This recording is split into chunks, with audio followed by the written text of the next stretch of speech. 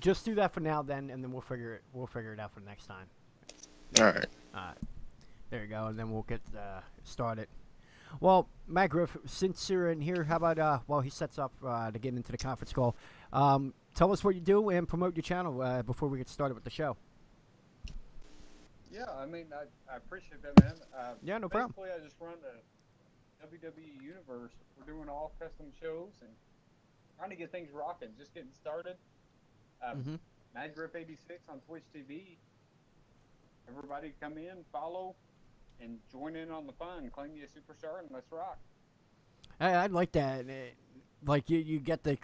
I love that claiming is. There's some people that you gotta pay like a certain amount of money, or like, oh, if you donate a certain amount, oh, you get the guy. You just just pick a guy and you're in.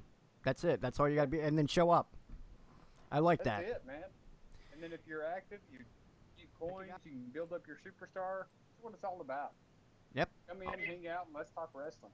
Oh, dude. Do me a favor, McGriff. Link your Twitch and Twitch chat Yeah, I was. for this stream if you could, or EJ, either one of you. Yeah, I was already ahead of you. Ooh, excuse me. And then we'll get into it. Are you there, bro? Yeah, I'm here.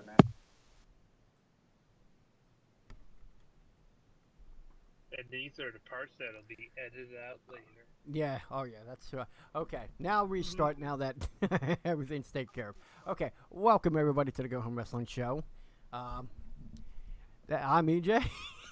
Alongside with me is my partners of crime, Electrifying Gaming and D Shep and Chad. And joining us today is McGriff86 on the Twitch community. He's a part of the WWE 2K18 community. Okay. Let's get into this right away, because even though we didn't have this on the agenda for tonight, who saw the UFC last night?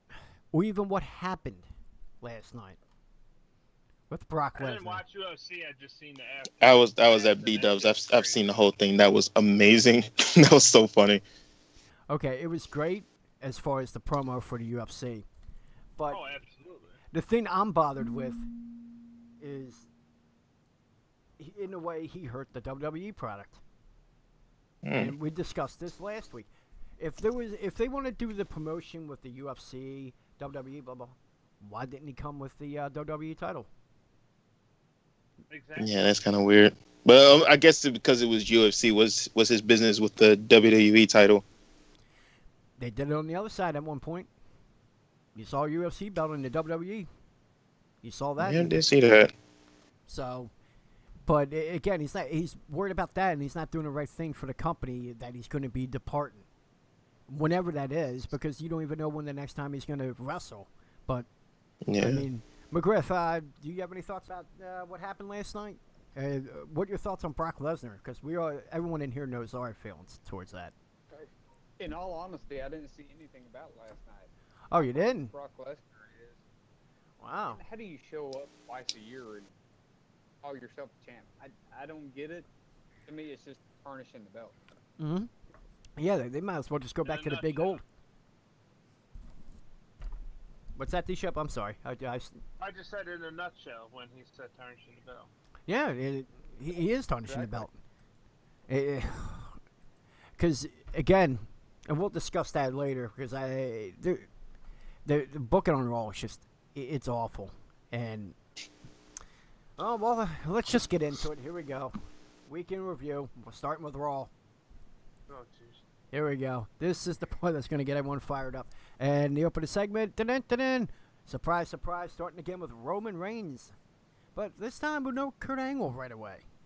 Of course, he came out, talked his trash about Lashley, and then was eventually interrupted by Ziggler and McIntyre.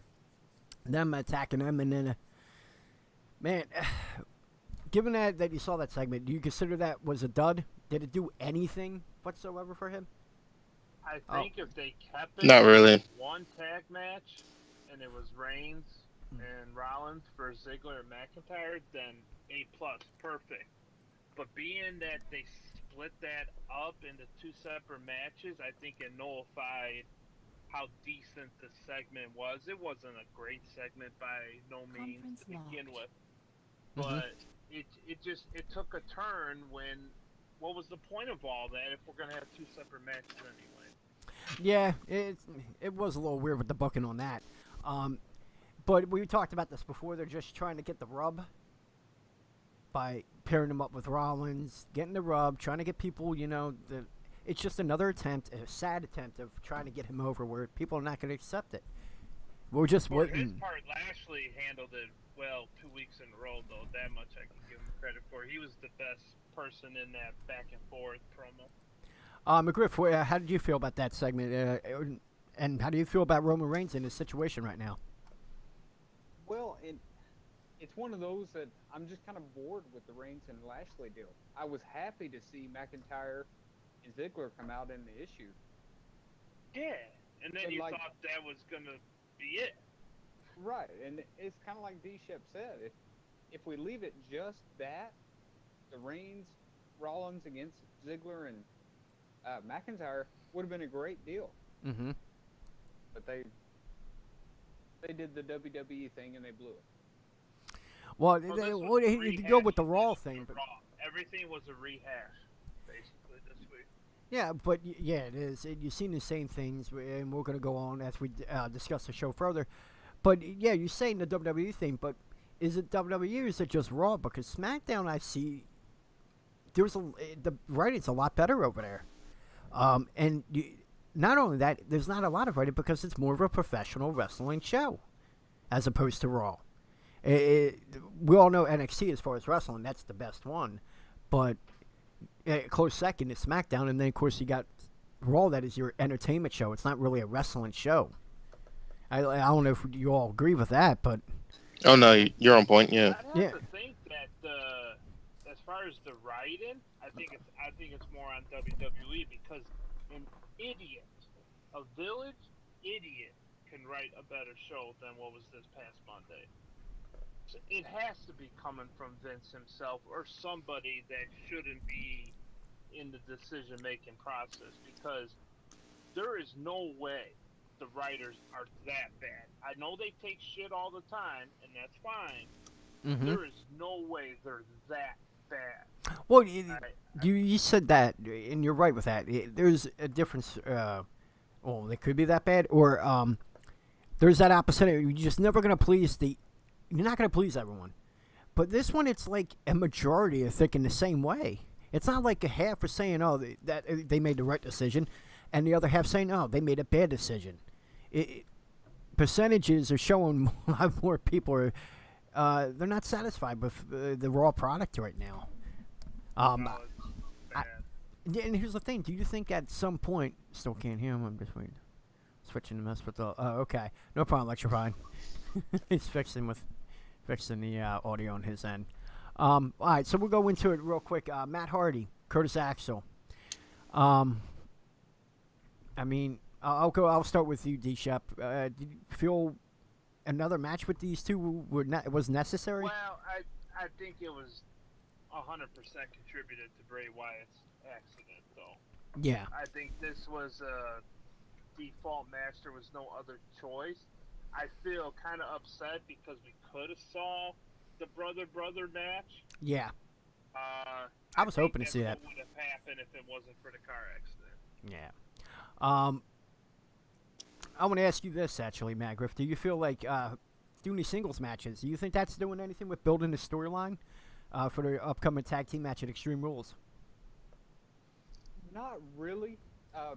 At least it's keeping the rivalry alive. Okay. That's the only thing I can see about it. But really, to be honest, during that match, I just wanted to take a nap. It's boring. Yeah. It wasn't one of the best matches. Like, the first one was like, all right, it was a decent match. A weird ending, but it worked. But, yeah, like you said, these matches aren't really doing much. If you really wanted to get heat for the B team, you want to hear something funny? Since, Joe, we blocked the call. We closed the lines for the time being. We'll wait till a certain point where we take calls, my friend. Thank you for joining the show, buddy. Yeah, if you go along with, like, if you want real heat for the tag team, here's a good idea. Well, what happened recently with Bray Wyatt? An accident. Why wouldn't you do like a parody of that? I know it's brother, and I'm sure he's fine and everything's good. If you know everything is good, then why not do something like that? Why wouldn't you do like those classic corny Hollywood freaking green screen effect where they're in the car, they're doing the smoke, they're both doing the characters busting on the leaders of the world, and then you see, all of a sudden you see a blow-up doll making them believe that ran someone over. A stuffed animal, like they ran over an animal. Oh, okay. One thing after another, just to make fun of the bad driving. As Matt Hardy just running over Bo Dallas dressed as Bray Wyatt. That would be awesome. Wouldn't that get some heat? Wouldn't that piss them off? Because isn't personal issues always good? Like, to get heat, you bring up something personal. Well, if you bring up someone in shitty, reckless driving, which is apparently what happened with Bray Wyatt, wouldn't that build up to the rivalry? I think that would have been a pretty cool thing instead of that stupid thing they did again. For the, third week in a row? What was it, 2-3 weeks in a row they've been doing that? It was funny the first time. I don't think they had much of a choice this week, though. There was, I don't know what else they could have. Your angle, I like that idea, but other than that, I really don't know what else they could have done this week. Well, here's my question. Do you think it was too dark for WWE to do something like that if they were to do what I said? Like if what I suggested. Flip over ambulances, why the hell couldn't, and flip over cars, why the hell couldn't they do that? Okay. Right. Oh, go ahead, McGriff. Sorry, buddy. Go ahead. Well, and that's my whole deal is, why waste time with the match when you could have built up some kind of promo and feed off of what happened with Bray Wyatt? Use it and run with it. Yeah. It's always good to bring in real life stuff, and they do it a lot. Maybe the good things, not so much. They bring in certain bad things, like what happened to Roman Reigns. Of course, that's a running joke about him failing the drug test. They bring that up quite often. But something like this, Bray Wyatt's okay. The situation wasn't it wasn't too bad. You don't know what's going to come out of that. He may or may not get sued, but at the moment, I would have used it. That would have got some heat on them, and it would have got people like, hey, well, welcome, Luke the Gooner. It would have got them over, and it would have got the B team some heat going into this match. It would have been something other than what we just saw this past Monday. Do you have anything to add to that, Electrifying? What's up, Jasmine? Even though I can't hear everything, I think everybody hit their point. I don't think I should add on to that other than that, like you said, with them joking the first time, it was hilarious. I think it's just repetitive, them doing it again and again. But honestly, if like they was going back and forth one night, I think it'll be add a little bit of heat, but I don't know if you can add heat to that rivalry, if you know what I mean. Well, I mean, if you were to go personal with that accident and then showing him throwing things at the car, making it believe he's running him over, that's something. Something that yeah, just a little something. Yeah, better than what we saw this past Monday. Yeah, them joking around. Do not get me wrong. That was hilarious. The first time you seen it, it was funny. Then the second time, that's the only thing y'all got. Like, come up with something else. And again, everyone says WWE writing. It's not exactly that, because SmackDown is nothing like that. There's some flash, and we're gonna get into that when we talk about SmackDown. All right, so in a nutshell, not everyone agrees that that was the best thing to do. It wasn't exactly the greatest match. Nothing that built to the rivalry. Nothing that built to their match. Coming up at Extreme Rules. The only thing I'll add to the end of that is that it was, on their defense, somewhat late notice with the accident. I think it was, Friday night or something? So yeah, it was Friday night. They didn't have hella time to prepare something, but you still think they could have came up with something better. Yeah, and hopefully, I know we're going to see a great match, because you got two guys like Bo Dallas, Curtis Axel, well overdue, and I hope they have some individual success in the future. But what they're doing right now, it was something great for them, because they were pretty much done. And out of nowhere, look at this way, dude. Look at D-Shep. He's wearing their shirt. Like, they had nothing like that 2 months ago. Okay, so obviously it's going well for them, and I wish them more success, because those are two workers that deserve a lot better than what they got in the last few years. That's for sure. Yeah, they're phenomenal. Yeah, their time has came for real. Yeah. Okay, so moving along. Now, we discussed this recently about how even last week with D-Shep and I was the Authors of Pain. out of nowhere. You weren't seeing them on TV. Then, boom, when everyone was like going, what the hell's going on? Here they appear last week going against two jobbers. Well, I'm sorry, enhancement talent. This week, Titus Worldwide. Now, I have my feelings. Out again. Now, I want to ask McGriff, how do you feel about Apollo Crews or even Titus O'Neil as far as their talent? Junk. Absolute junk. They're a waste of space on the roster, in my opinion. Wow. I'm glad AOP is getting their shot to move up. At least we got somebody reliable for them to face now. But yeah, I couldn't stand watching Titus O'Neil, Apollo Crews. Okay. I think Crews is better off split from that. Okay. Well, what, Definitely. And if you're gonna do Titus in a tag team, bring back the primetime players. Is all I'm saying. Amen. what about you, Shep? I'm sorry, electrifying you. I'm sorry. Yeah, there's 4 people. I'm going to brain fart here and there, okay? I'm just as tired as the old man here. I'm 35. Electrifying McGriff was saying that they're a waste of space on the roster. So how do you feel about... Really? Yeah, they're not a big fan of them. Wow. Okay. I feel like that's another low-key talent that nobody can really think of that could really headline pay-per-views and like title matches. And I just think Apollo Crews would be great. Okay. Titus O'Neil. Go ahead. My fault. No, I agree with you. That's what I was going to... I agree with you as far as Apollo Crews. Titus O'Neil, maybe stick to like the management role. It might be. Yeah. He's good on the mic, not a great in-ring talent. And you got those guys that they got the look, they could do the mic work, but when it comes to telling a story in the ring, that's nothing. They have nothing. Yeah, I know, McGriff. I'm sorry. We're not worthy of each other. We'll figure it out for next time. I am so sorry. Well either. But I can hear him enough to know when he's talking to try not to talk over him. Yeah. Well, maybe we will figure that out. I do apologize for the Guess viewers I'll that just are have to watching this. rewatch our own show Yep. later. We'll figure it out. Maybe we'll do what's that app called? It's that party app for the PC. Discord. Discord. That's it. Discord. Yeah. Yeah, we might just have to figure that out. Yeah. I know. I brain farted. Okay. Again, cut me some slack. I turned 35 today. Everybody So farts. that means you all of a sudden brain fart like Especially Yes. Bishop. 4 a.m. that? 4 a.m. Was England. the Jeez surprise Louise. last night that exciting that they got you all twisted? Yeah. I had a good night celebrating my birthday. Yeah. I don't know. Just turned 19 years old. Congratulations. Who, me? Yeah, you. Yeah, you're 19 years old. You know what? I'll thank you for that compliment. As I showed the rays on my side here. You got darkness here, and I look like the newspaper. Who was the newspaper editor on the Spider-Man? He has the grays on the side, dark on the top. It's got that soft. I know who you're talking about. What is his name? I don't remember, but that's who I look like with the haircut I have right now. Okay, I got the grays on the side, darkness on the top here. Wow. Straggler grays in the You rocking it though. I ain't gonna lie. You rocking it. Thank you. And I see you got a few dangling on your. Now, We're not gonna talk about it. with the receding Not gonna talk about it. hairline, though, I got you all just stopped. Well, you got the receded hairline. I see you, Shep. Yeah. Well, there's some. Hey, as long as you don't go completely bald, though. That's where, thank God. I'm gonna have that runway they call it down the line, where it's just gonna be that awkward bald spot.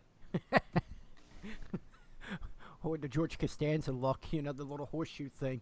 Now my dad has the worst one. He has a little circle like right about here in the back of his head. It's horrible. No.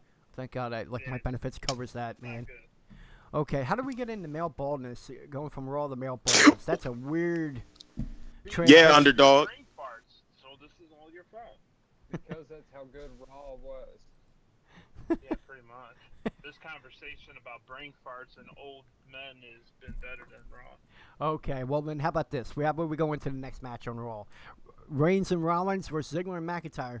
I mean, I know my feelings on everyone involved in that match. Rollins Great match, should have been a main event. Rollins Rollins is the most over guy amongst the 4. Ziggler, changed my opinion about him with the big match he had, and I'm really excited for their match coming up in Extreme Rules. We'll get into that when that comes. McIntyre is a guy that's going to be a force to be reckoned with. I can see him being a future world champion. But again, Reigns doing double duty because they're trying to get that rub off of teaming them up with Rollins, hoping that would get something. Here's the thing. Never gonna Despite, happen. I'll start with you, McGriff. Despite it being a bad show, which I think we agree with that. Do you feel that match saved the show with the tag team match of Reigns and Rollins versus Ziggler and McIntyre? Absolutely. It was a fantastic match. I mean, anytime you got Rollins against Ziggler, it's going to be good. Those two have proven to be phenomenal together. They got a great chemistry inside the ring. I'm a huge fan of Drew McIntyre. Oh, so am I. What he's doing and what he's capable That's of doing. gonna be my next T-shirt. Breaking news. Okay. Roman Reigns is Roman Reigns, Mm-hmm. but he did a good job in this match. He did. He did. I will say that, but I feel, as everyone else, we discussed this in the previous episode, I feel that he should be healed. They should just make the turn. But I'll go into that in a second because I have an idea. Another one of these things I pondered while I was on the toilet this week of how they could do it. And it goes together with the question at the end. You brain farts and now toilet talk? I mean... Don't all men think on the toilet? Tonight? Don't all men think on the toilet? Am I the only one? No, because the WWE tournament I had was in the shower. Well, there you go. There's nothing wrong with that either. I think in the shower. That's when men do most of their thinking because they can't do it any other time. You think best when you're wet. Yeah. Okay, never mind. We're going off topic again. Let's Yes, we are. switch. Yes, we are. No, all right, here we go. Now, I'm going to ask you, This Mike Life, tap. yeah, Nisha, what do you think? Do you think, do you see like a good or bad chemistry with Ziggler and McIntyre right now? Like, do you see phenomenal Absolutely chemistry? perfect. All right. This is basically Shawn Michaels Diesel 2.0. Okay. This is, I would stretch to say there's more chemistry between these two guys. I like this pairing even more than I did Michaels and Diesel. All right. Well, McGriff, what do you feel? Do you like the pairing of them two and the chemistry? I completely agree with that. They're Okay. phenomenal together.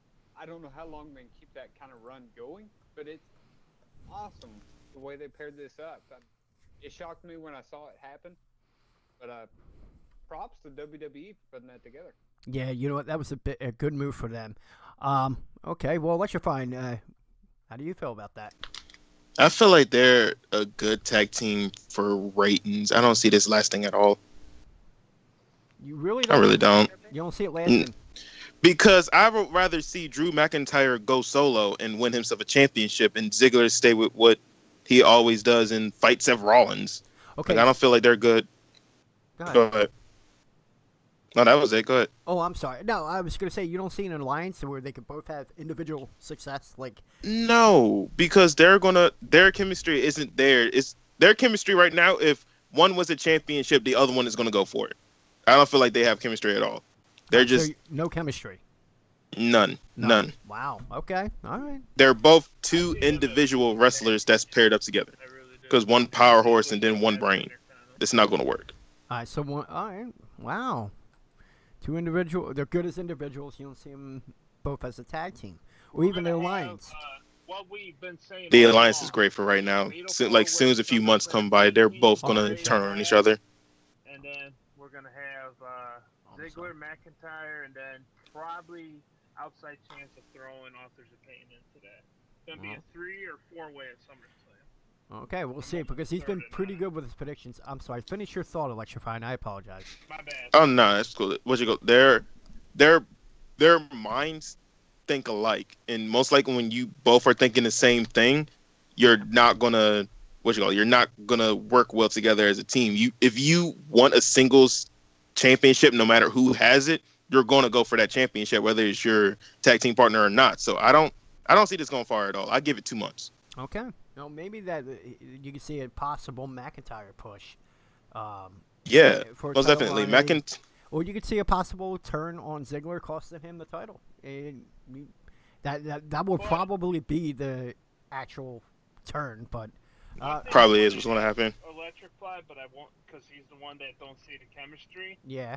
if they're gonna split, one's turning face. Which one is turning face? Then you Ziggler. can't hear the answer. Ziggler should be the one that would be the face out of the two. What do you think, McGriff? Who do you think would be the if you would see the split, who would be the guy who would be face, and which one will be heel? Man, that's so hard. But I would agree. It's got to be Ziggler that's going to go face. Yeah. McIntyre's such a good heel. Yep. And it's got a good run with it. So keep it rocking, man. All right, there you go. And then real quick, electrifying before we go on to the next match. Heel or face, man? Who would you go? Honestly, I can see them both being heels, but on their own. But I agree. If anyone goes face, it will go Ziggler. Well, if you have a breakup, obviously one's going to go over, one's going to get heat for it. So the only logical one would be McIntyre to turn on Ziggler. He could see him as like dead weight and just get rid of that dead weight. I feel like more heat will go on Ziggler because it'll feel like he needs McIntyre to win a belt. McIntyre will be great on his own. Just comes in and eliminates McIntyre or something like that. Yeah. All right, I had both of you guys talking. D-Shep. It's all good. Don't worry about it. All right, so then we go on to, after a great match like that, then you got the Baron Corbin Finn Balor segment. He was, of course, the whole segment was Baron Corbin was trying to get Balor to apologize for his actions the week before. Balor insulted Corbin by poking fun at his attire, which I like. I think I do like this whole new look of his. And it ended with, of course, Corbin attacking Balor and Corbin eventually retreating as he was starting to lose the battle there. I'm going to ask McGriff, our guest on this one, do you see a possible SummerSlam match with these two? Yeah, and I think there should be. I really think Baron Corbin is kind of coming into his own as this character. In WWE, you've heard me talk about it many a times. Mm-hmm. They got to do something with Finn Balor. And this might be an opportunity to elevate both platforms. You are correct with that, because these were two guys that weren't going anywhere. If you can't go with the demon character, at least, do something with him, pair him up with a good guy that you could build a good storyline off of. And I see there's good potential in this. D-Shep, do you see anything coming from this rivalry? Only for Corbin, nothing for Balor. Nothing for Balor. Wow. If you are not going to bring back the Demon, I don't know what else you can do for Balor to get him over at this point. Well, I think he's almost too far gone. We all know that. We all know he wants to Vince wants to keep that guy undefeated. So there's no way you're going to have him full time as the Demon character. So No, that's not what I'm saying. But you could bring him back. Like right now, they brought him back for Extreme Rules.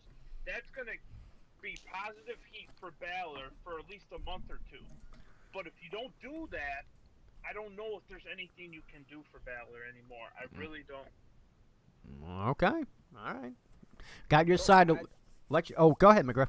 Before we go to the. I got a question on this Balor deal. Then, what's that? If you're talking about bringing back the Demon, do you think it might be a good idea to wait until they move SmackDown to Fox and bring the Demon over to SmackDown then? That could be a good move. It works if they put him on every week as a Demon. Yeah. I don't know, but it would be something at least, right? If he loses this match against Corbin, he just goes away. But he's not going to go away right before SummerSlam or Survivor Series, so I don't have no hope for the guy, sadly, because he's a great wrestler. But, I agree. Yeah, he is a great talent for sure. D-Shep. Electrifying, I'm sorry. Jeez Louise, I did it again, I'm sorry. I apologize, Electrifying. You're good. What do you think about this whole thing? Storyline with Balor and possible SummerSlam match. How do you feel about it? Honestly, I would love to see the match. I think this gets a lot more hate than it needs to. I think this is a really great rivalry for the whole franchise. I think this is what we needed, actually. Okay. Yeah, this is perfect. I think right now, the way that this is going, that Finn Balor will beat Baron Corbin, and then he'll have his mindset on Brock Lesnar. Wow, so he will beat Corbin. You have Balor beating Corbin. Yeah. And then he's going to focus you could probably see the possible Demon character at a SummerSlam going after Lesnar. But we don't even know. Again, we can even bring up Lesnar without going when is he coming back? Is there going to be a championship match besides the WWE title at SummerSlam? I feel like I'm he hoping. would.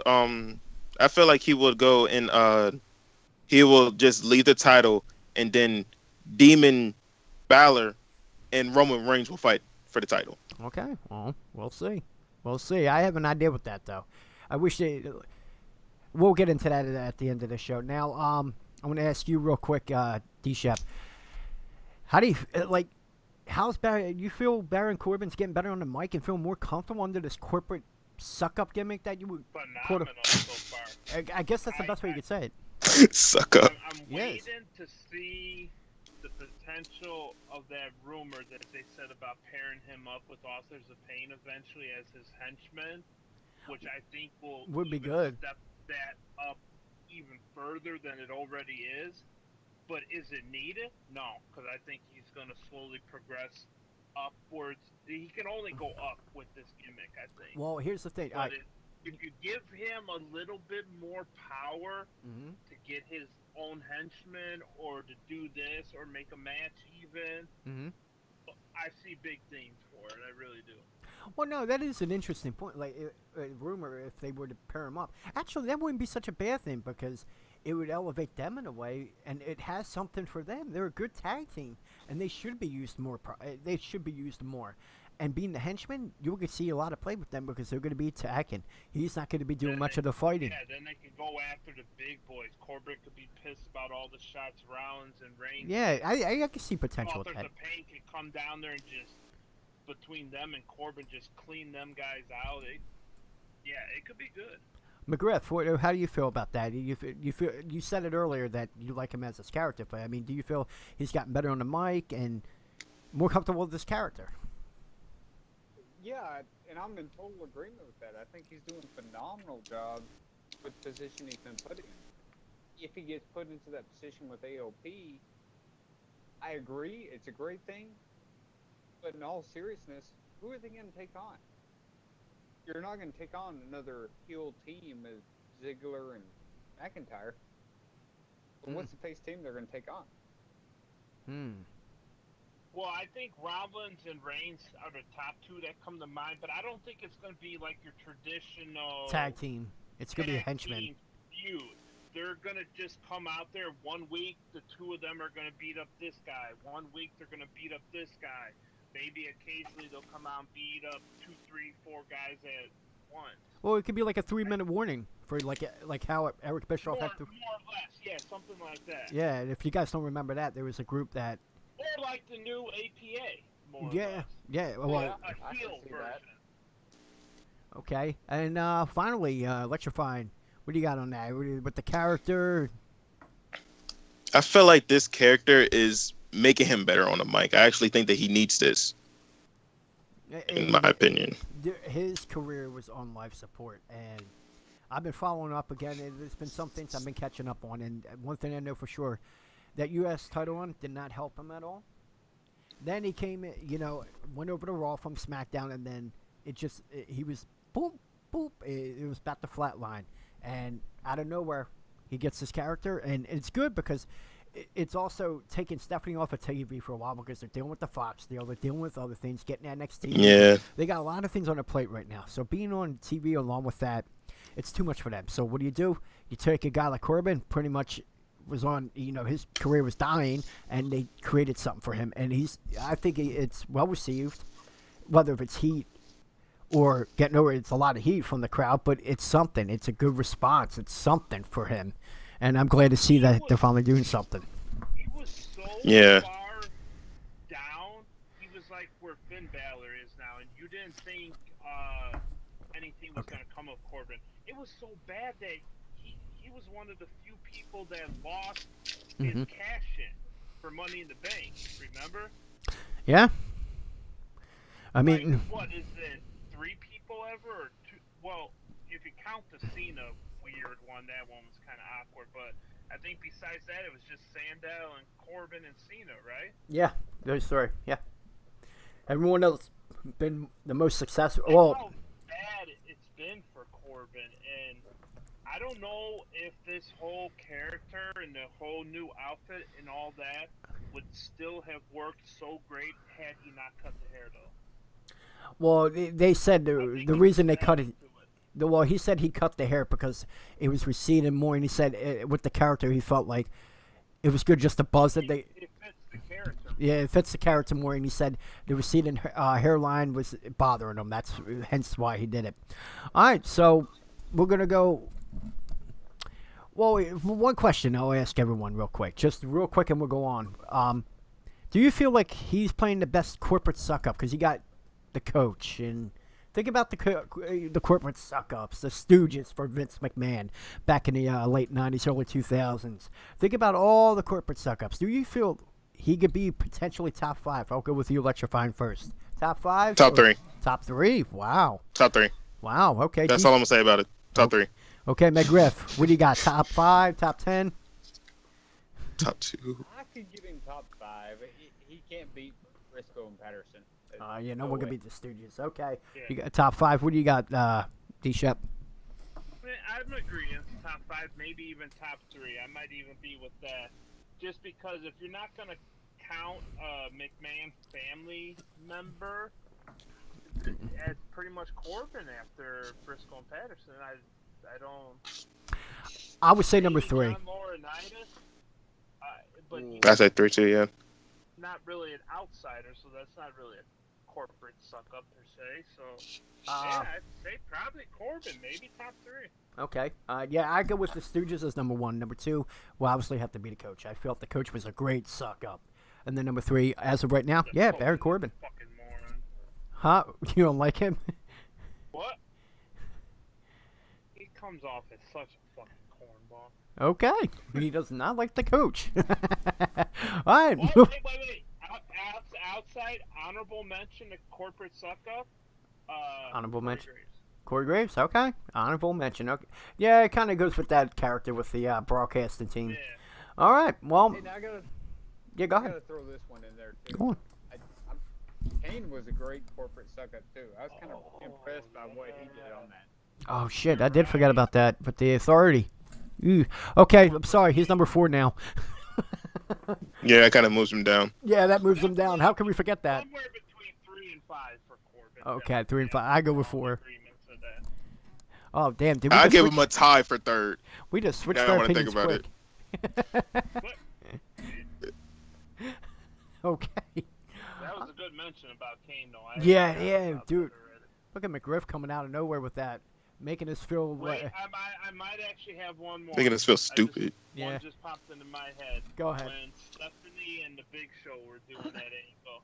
Stephanie Oh. Baker. Slapping him all the time, and he was forced to do all the dirty work. And Well, was that exactly like being a corporate suck up, or? well, he had to do it, or he was going to get fired. That was more storyline-wise, survival than suck up, though. That's more keeping your job. It's like me, like my boss going, "Oh, you better get this done," and "Oh, you better do this," and you know it's not the most popular thing to do, but you got to do it to keep your job. I'm sure if we went and looked at all the rosters throughout the years, we could find a few more, though. Definitely. Oh, I'm sure we Could can. be a future tournament. Oh, idea, yeah. maybe. Future tournament that Corporate we're going to be suck-up doing tonight. tournament. All right, cool. All right, so we're gonna move along. We're getting towards the end of the show here, so let's get this ball rolling. Well, the very next match, Reigns and Lashley versus the Revival. Of course, the repeats of the segments. What? It's another repeat. It's another repeat. I thought you said skip. My bad. My bad. Okay, well we're gonna start with Electrifying on this one. That's probably good. Yeah, is the Revival pretty much fucked at this point with all these losses? I mean, is it helping them at all as a tag team? I don't know anymore, man. I really don't know. The Revival, they're an interesting group that looking like they're seizing the opportunity that they see. I could see them going far, but I don't think this is a good choice for them going against Reigns and Lashley. Mm-hmm. And again, it kind of hurts the tag team division in a way because hear me on this one. You got Most definitely. Two individuals, no chemistry, going against two guys with chemistry, and they're losing to two individuals. So what does that say for the tag team division? And considering that the big pop they got when they first entered the main roster, to like, yeah, they get nothing now. It's like almost X-Pac style crickets that you get now with them. It's like, are they getting to the point of a flat line? I'll go with McGriff on this one. What do you feel about that? Well, are they Carl Anderson and Luke Gallows? I mean, that's the honest truth. They're way worse than that. Wow, you think they're worse than Gallows than that? Okay. What's At that? this point, what do you do with them? Well, I know I have harsh words about Titus Worldwide, but wouldn't it make sense to have some kind of feud with those two? It At would least it would build make something? sense. Yeah, it would make sense, but it's always been a cross-cutting thing for the WWE. They always felt like, why pay 4 guys to do for a segment where you can just pay 2 guys to do it? They've always been that kind of way with the tag team division for quite some time. I've discussed this in the past. I don't know how you guys would feel. Do you feel like they should just have 1 tag titles at this point? Because they really don't focus on the tag team division. So if that's the case, why have 2 titles? Why just have 1? And have the tag If team there's also. one title, you're never gonna see Revival on TV again. If there's one title, If there's 1 title? Okay, so you never see. you know what? This is gonna sound stupid at first, and bear with me. Alright, I'll bear with you. I would rather see the Inception back on TV. That would be over good the too. Revival. Apple Sacks. They're just plain. They're dull. There's nothing. Yes, I know they got the wrestler gimmick and all, Yeah. but there is nothing to them. There's no even, like, okay, they might split someday, and this guy's going to do this, and that guy's going to do that. Neither one of them you see a singles future in. There's just nothing there. Well, yeah, it seems like, yeah, how they're building the tag teams now is like they build them up so they get some experience, and then once one of them becomes the Shawn Michaels, if you want to go with like the Rocker But there's standpoint. no Shawn Michaels in this group. Well, I know. I'm just saying, it seems like they build their There's tag not teams like that. You gotta have at least a standout, and I don't think either guy stands out. But then that doesn't. And that's where you keep them as a tag team. They should be a tag team division. That's why, in a way, I can't wait for Triple H to have full control. And everyone's like, "Oh well, Shane could be taking that spot." Shane already said he's not taking it. He will be there to help out. He's got other businesses to worry about. Triple H is going to be the guy. And seeing what he's done with NXT. Shane McMahon makes in China every year. Whew. Yeah. Well, given what Triple H has done for NXT, NXT UK, like, the future is bright. And I'm hoping once whatever happens to, what's up, IWA? Whatever happens to Vince, whether if he goes on with the project with the XFL or, I don't, God forbid if he was to pass. I mean, at least the future is bright for the WWE and for the tag team division, because he's the old NWA mindset where tag teams were huge. They had U.S. tag champions. That's about what they thought of the tag team division in the NWA in the 80s. I mean, they really thought highly of it. In the 80s mindset work in the 2020. Yes, it can. You know why? Because look at NXT.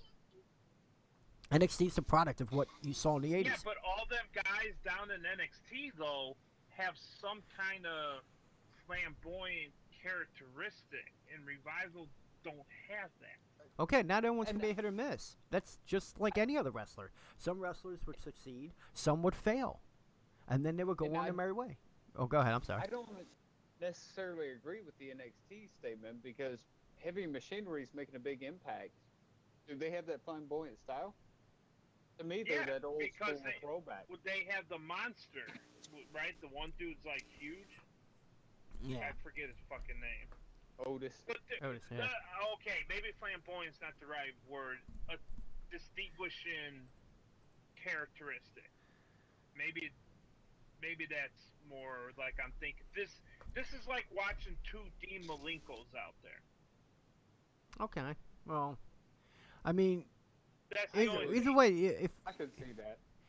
but you could see whether the point of the point of the discussion, like the tag team division. You were saying that there should be one flamboyant guy in there.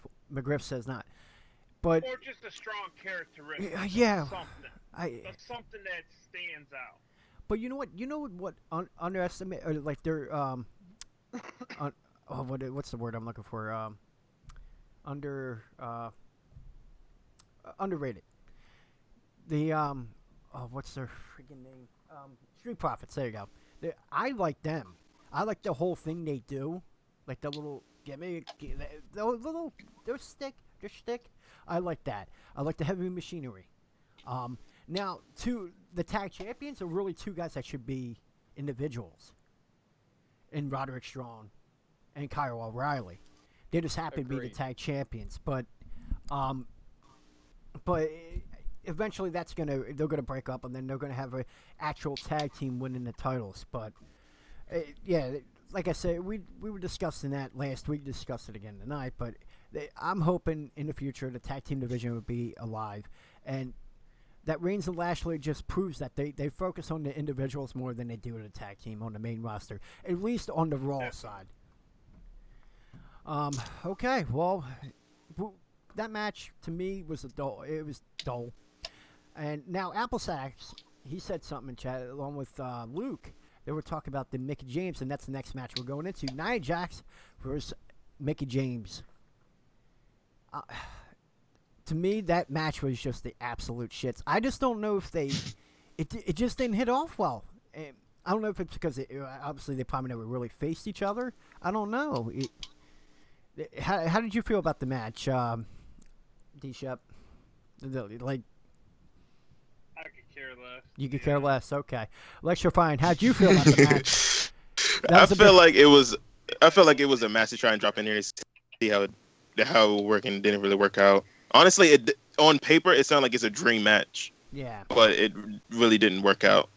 Well, Luke said that they don't like what they were doing with Mickie James. And I agree. And yeah, but at some point she's at the tail end of her career. I'm sure she'll get something for it. But it seems like she's there for veteran leadership. Every week, though. What's that? Yeah. She literally loses every match she has. But- We talk about the Kurt Hawkins losing streak. I wonder what Mickie James' actual losing streak is. Well, Mickie James did win a lot in the past, but Yes, but given we're that she's talking recent. yeah, well, given the fact that she has done stuff in the past, now she's back. I think it's a veteran leadership thing, and her role at this point is to get people over. Even though you may or may not agree, but there's some people. Look at Shawn Michaels. Think about the success he had after 2002. Yes, he had a lot of success, but was it victories or getting people over? Getting people A mixture of both, and that's my point with Mickie, is that she's not beating anybody, so you're losing some of that mystique of her legendary status because she's not beating anybody. Okay, That's- so you feel that that's been my main issue with it. I get she's there to put over talent. That's fine, but she's still got to win a match from time to time. okay. All right, and then I'll ask McGriff this. Do you feel success comes from victories, or do you feel like getting people over for a long period of time build a legacy towards the end of the career? I have a hard time with this one. Luke DeGooner, biggest Mickie James fan in the world. Yeah, I could tell. Me and him have a lot of conversations about this. She's there to be a jobber right now. I Yeah. mean, that's her position. Let's be real about it. Mm-hmm. But is she dead? No. You gotta win some matches. She's still relevant. She's still one of the top female wrestlers in the world today. Okay. Give her some credit. Yeah, that's the thing. Like, Just throw her a bone every now and then. yeah. Okay. Well, yeah. And not at a house show. I'm sorry, but not at a house show. Yeah, on TV. I get what you're saying with that, but House show wins. yep.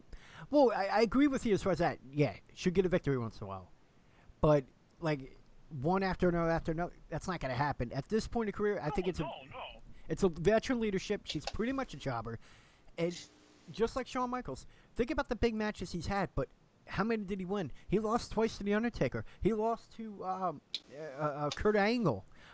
He lost to John Cena. He lost to the only victories he really had after 02 was against Jericho, against Ric Flair, and McMahon. Other than that, every other match he had was a loss. But every match he stole the show. That was the type of performer he was. That's what I see with Mickie James. That's how I interpret it. That Jericho match was just, to me, one of the greatest WrestleMania. One of the greatest WrestleMania matches, Oh. yeah. I love that. WrestleMania X9 was one of my top 5 WrestleManias. That roster was just stacked with talent that year. And, man, did they just put on a good show that night. All right, so we're going to move along. Yeah, she's a veteran. Yeah, that's the thing. She is a veteran, and I'll tell you, she'll probably get another title run. That's not out of the question. That's going to definitely happen in her future before she goes on. All right, now we're going to get to that point before we go on to SmackDown. 1 to 5. How we? Talk about the porta potty? Oh, okay. Well, go ahead. You got something about that? Uh-oh. The porta potty The incident? little ramp they had Oh. conveniently set up so he could pull it up on the stage. Yeah. That was. He said we can't skip over this. Dude, it is awful. You knew when they showed the porta potty at the beginning of the episode of Raw. You knew it was Oh, coming yeah. at some point. You know what they call that in the film industry, though? A mise en scène. And what they say, it's a shot that tells the future of what's going on later on in the movie or show. Is And that's the what that guy was. that dumped another man in a porta potty gonna really have a chance at getting the title this year? He's a glorified janitor right now. Yeah, that's it. This is why I don't know what they're doing. Now, we discussed this back in That's Monday. probably why you didn't want to talk about it, right? Well, not that. I'm getting upset with the whole thing, but we'll get into that in a second because I have an idea with that. Okay, so we're going to start with you electrifying Raw. 1 to 5. What would you rank that, my friend? 3.2. 3.2. Okay. We got you, McGriff. What do you got for me? 1 to 5. What would you rate it? You're giving me 1 to 5, no negative numbers. Oh, you could do a negative. No, I'll go with 2 on this. So because of that tag team match, Okay. he gets it 2. Okay. He gives it a 2. D-Shep, I know where he's going with this. Go You on. about to say 0. It's a solid 1. I knew it. No, What'd he say? He said 1. And, Oh my god. yeah, that was about it. Tag team match. Woo! Tag team match, I will give that a 2 just because of that. Now, real quick question. I'll go with you, D-Shep. Is there anything that you would change? One thing that would change Booker-wise. Only one? Pick one. Pick the number 1 issue. Reigns heel. I mean, if you're not going to talk about Brock Lesnar, that's obviously priority to get the Universal title in Okay. where it's supposed to be. I would say Reigns has to be the number 1 issue. Okay. He's the guy, right? Yep. He's Man, the it guy. technically is. You gotta fix the guy. Mm-hmm. I don't know how, but yeah. Thank you for staying up, Luke. We appreciate that. Okay, McGriff. I mean, is there anything you would change? If you got to change one thing booking-wise, what would you change? We're going to play On this particular show, Yeah. I'm getting rid of the tag team match with the Revival. Okay. Should have been Oh, dead in the water. absolutely. Okay. All right. What do you got, Electrifying? What would you change booking-wise? I would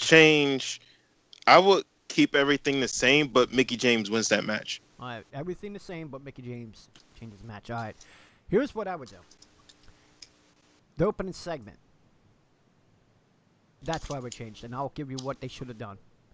Knowing what he was going to do last night with Brock Lesnar showing up at UFC, or even if they would do it this Monday, this would be great. Kurt Angle in the middle of the ring, you start the show, announcing that he is being stripped of the title. Or even could say, for the time being, we're going to have an interim champion. If you want to go UFC style, we're going to have an interim Universal Champion. And therefore, starting tonight, we're going to have 8 men, the top 8 men, go in individual matches with their chance to do into a fatal 4-way to Extreme Rules. They determine the interim Universal Champion. That's what I feel they should have done right there. If you want to bring that title back, at least for the time being, until whatever that jerk off decides to come back and fucking play wrestler again, that's what you should do. In my opinion. I don't know if you guys... Can you save that? What's that? Can you save that title at this point? If It's you do almost something like that, better you to can. Throw that in the trash can and start over with it. Bring back the world title. Exactly. A lot of people feel. It's dead to me now. Yeah, but you know what? If they were to do something like an interim champion that could build something later, I think getting the title back on the show could at least save it somewhat. And if people don't respond to it, then do something else. But they at least to try to get the title back. If the interim champ is Roman Reigns, though, I'm done. All right, hold on. I'm done. Now, here was the second thing I thought about. What's up, Dolphin Lover? Thank you for joining the show. Here was the secondary idea I had with that. You want to get Roman as a heel? This is when you do it. You have Seth Rollins and Bobby Lashley as the last two. And then here comes Roman Reigns. Roman Reigns coming down. Do you think he might turn and join his buddy?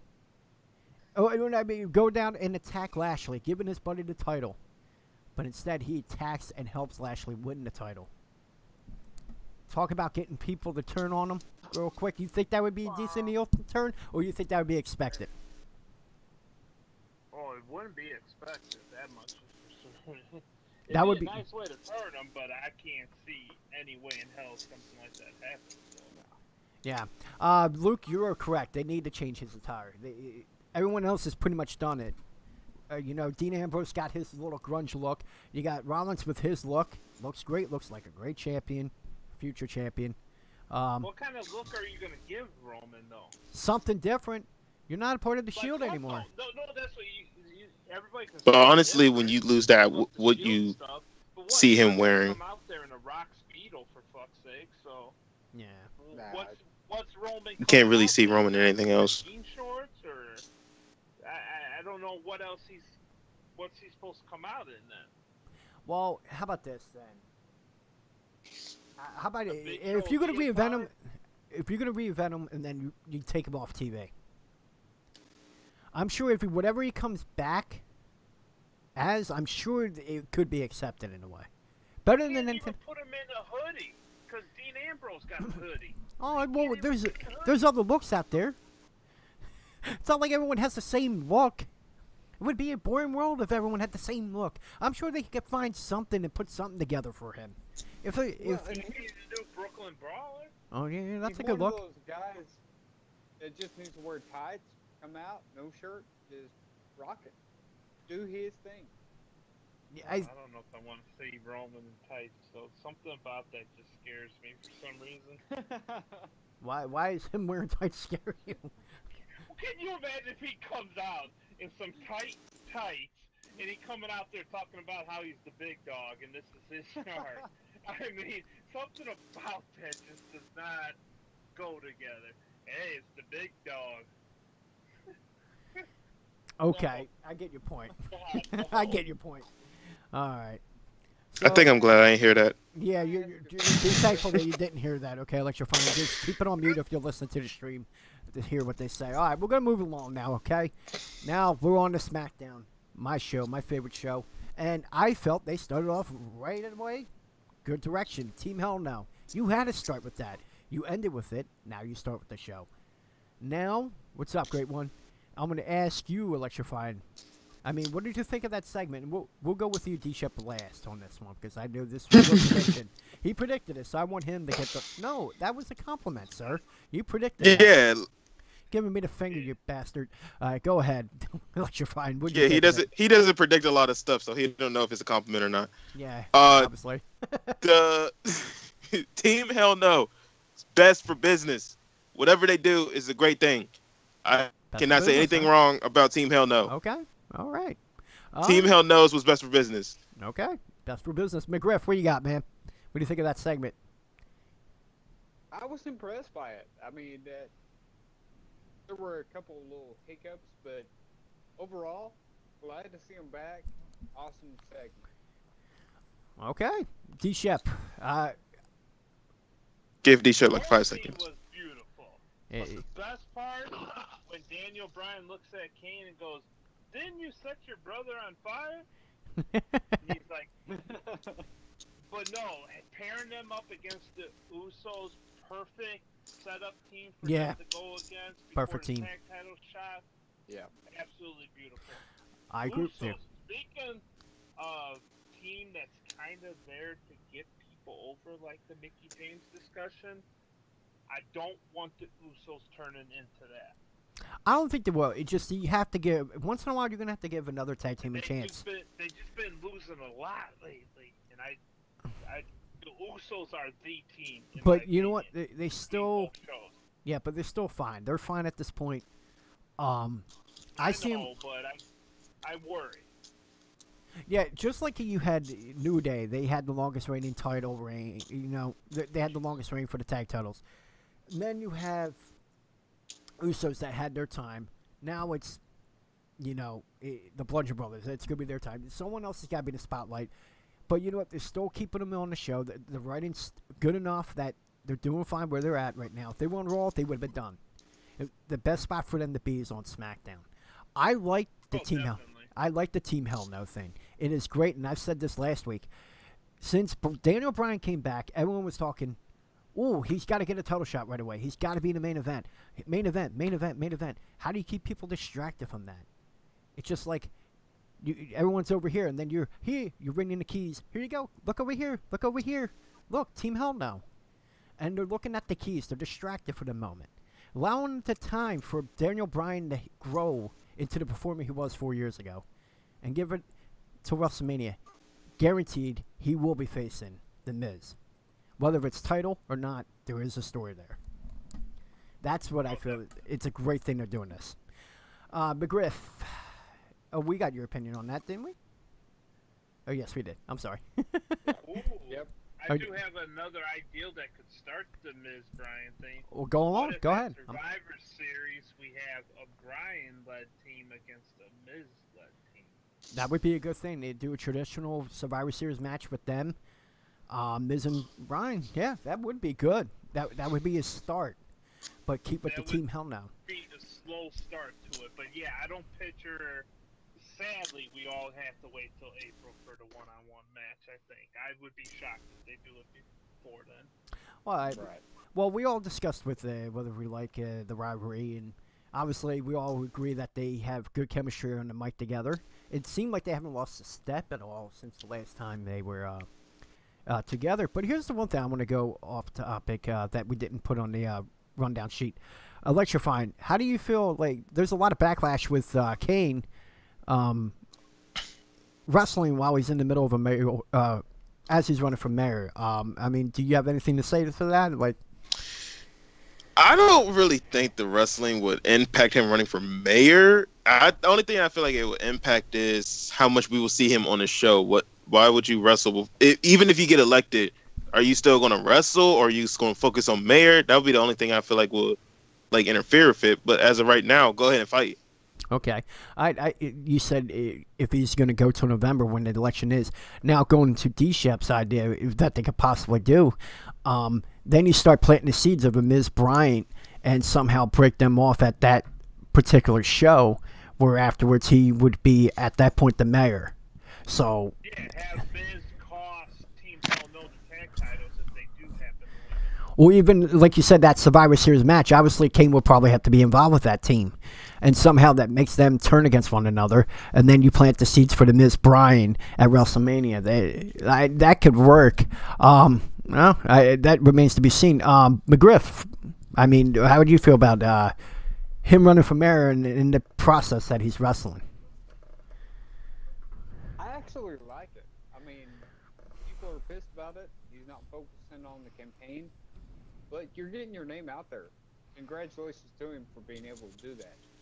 But Yeah. at some point, you got to pick which way you're going to go.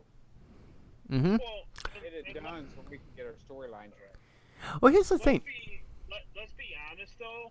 He's probably only flying in on the day of the show and probably flying out after the show. Oh, yeah, he's probably flying in and out. Yeah. Realistically speaking, he's only probably taking a day off.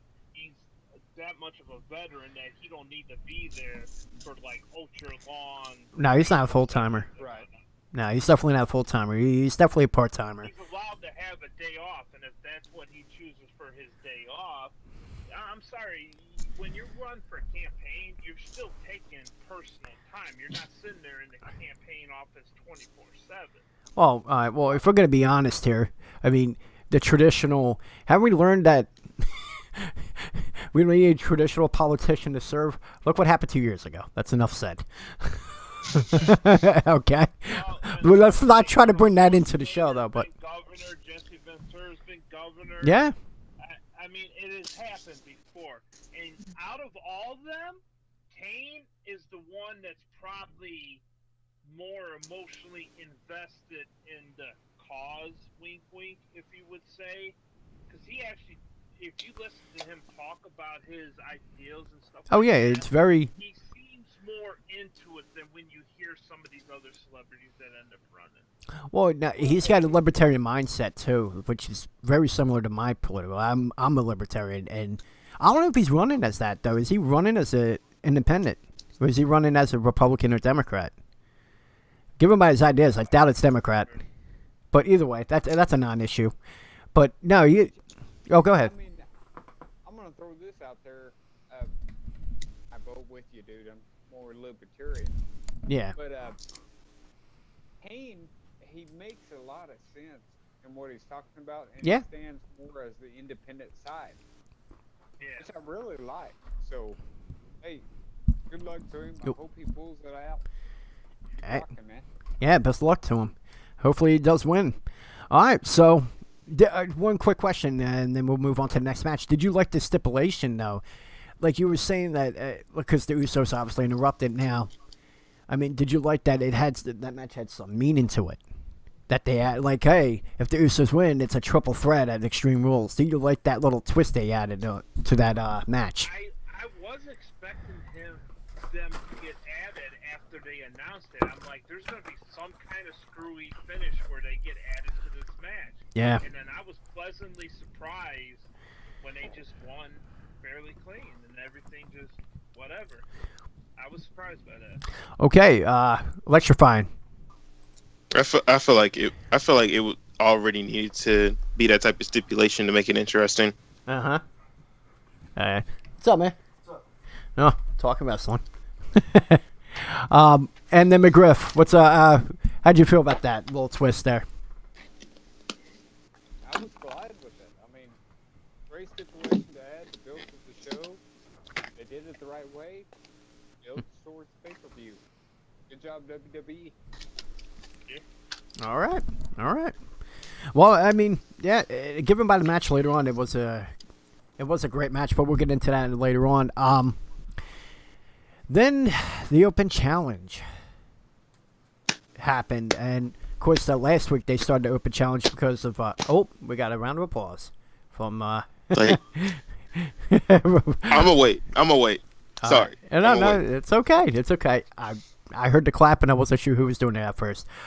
But yeah, last week, of course, what happened in Nakamura, it started the Open Challenge that Hardy's doing, which was similar to the Seth Rollins, but it was a great match that he had with Eric Young from Sanity. This week, The Miz stepped up. I'm gonna start with electrifying because he was.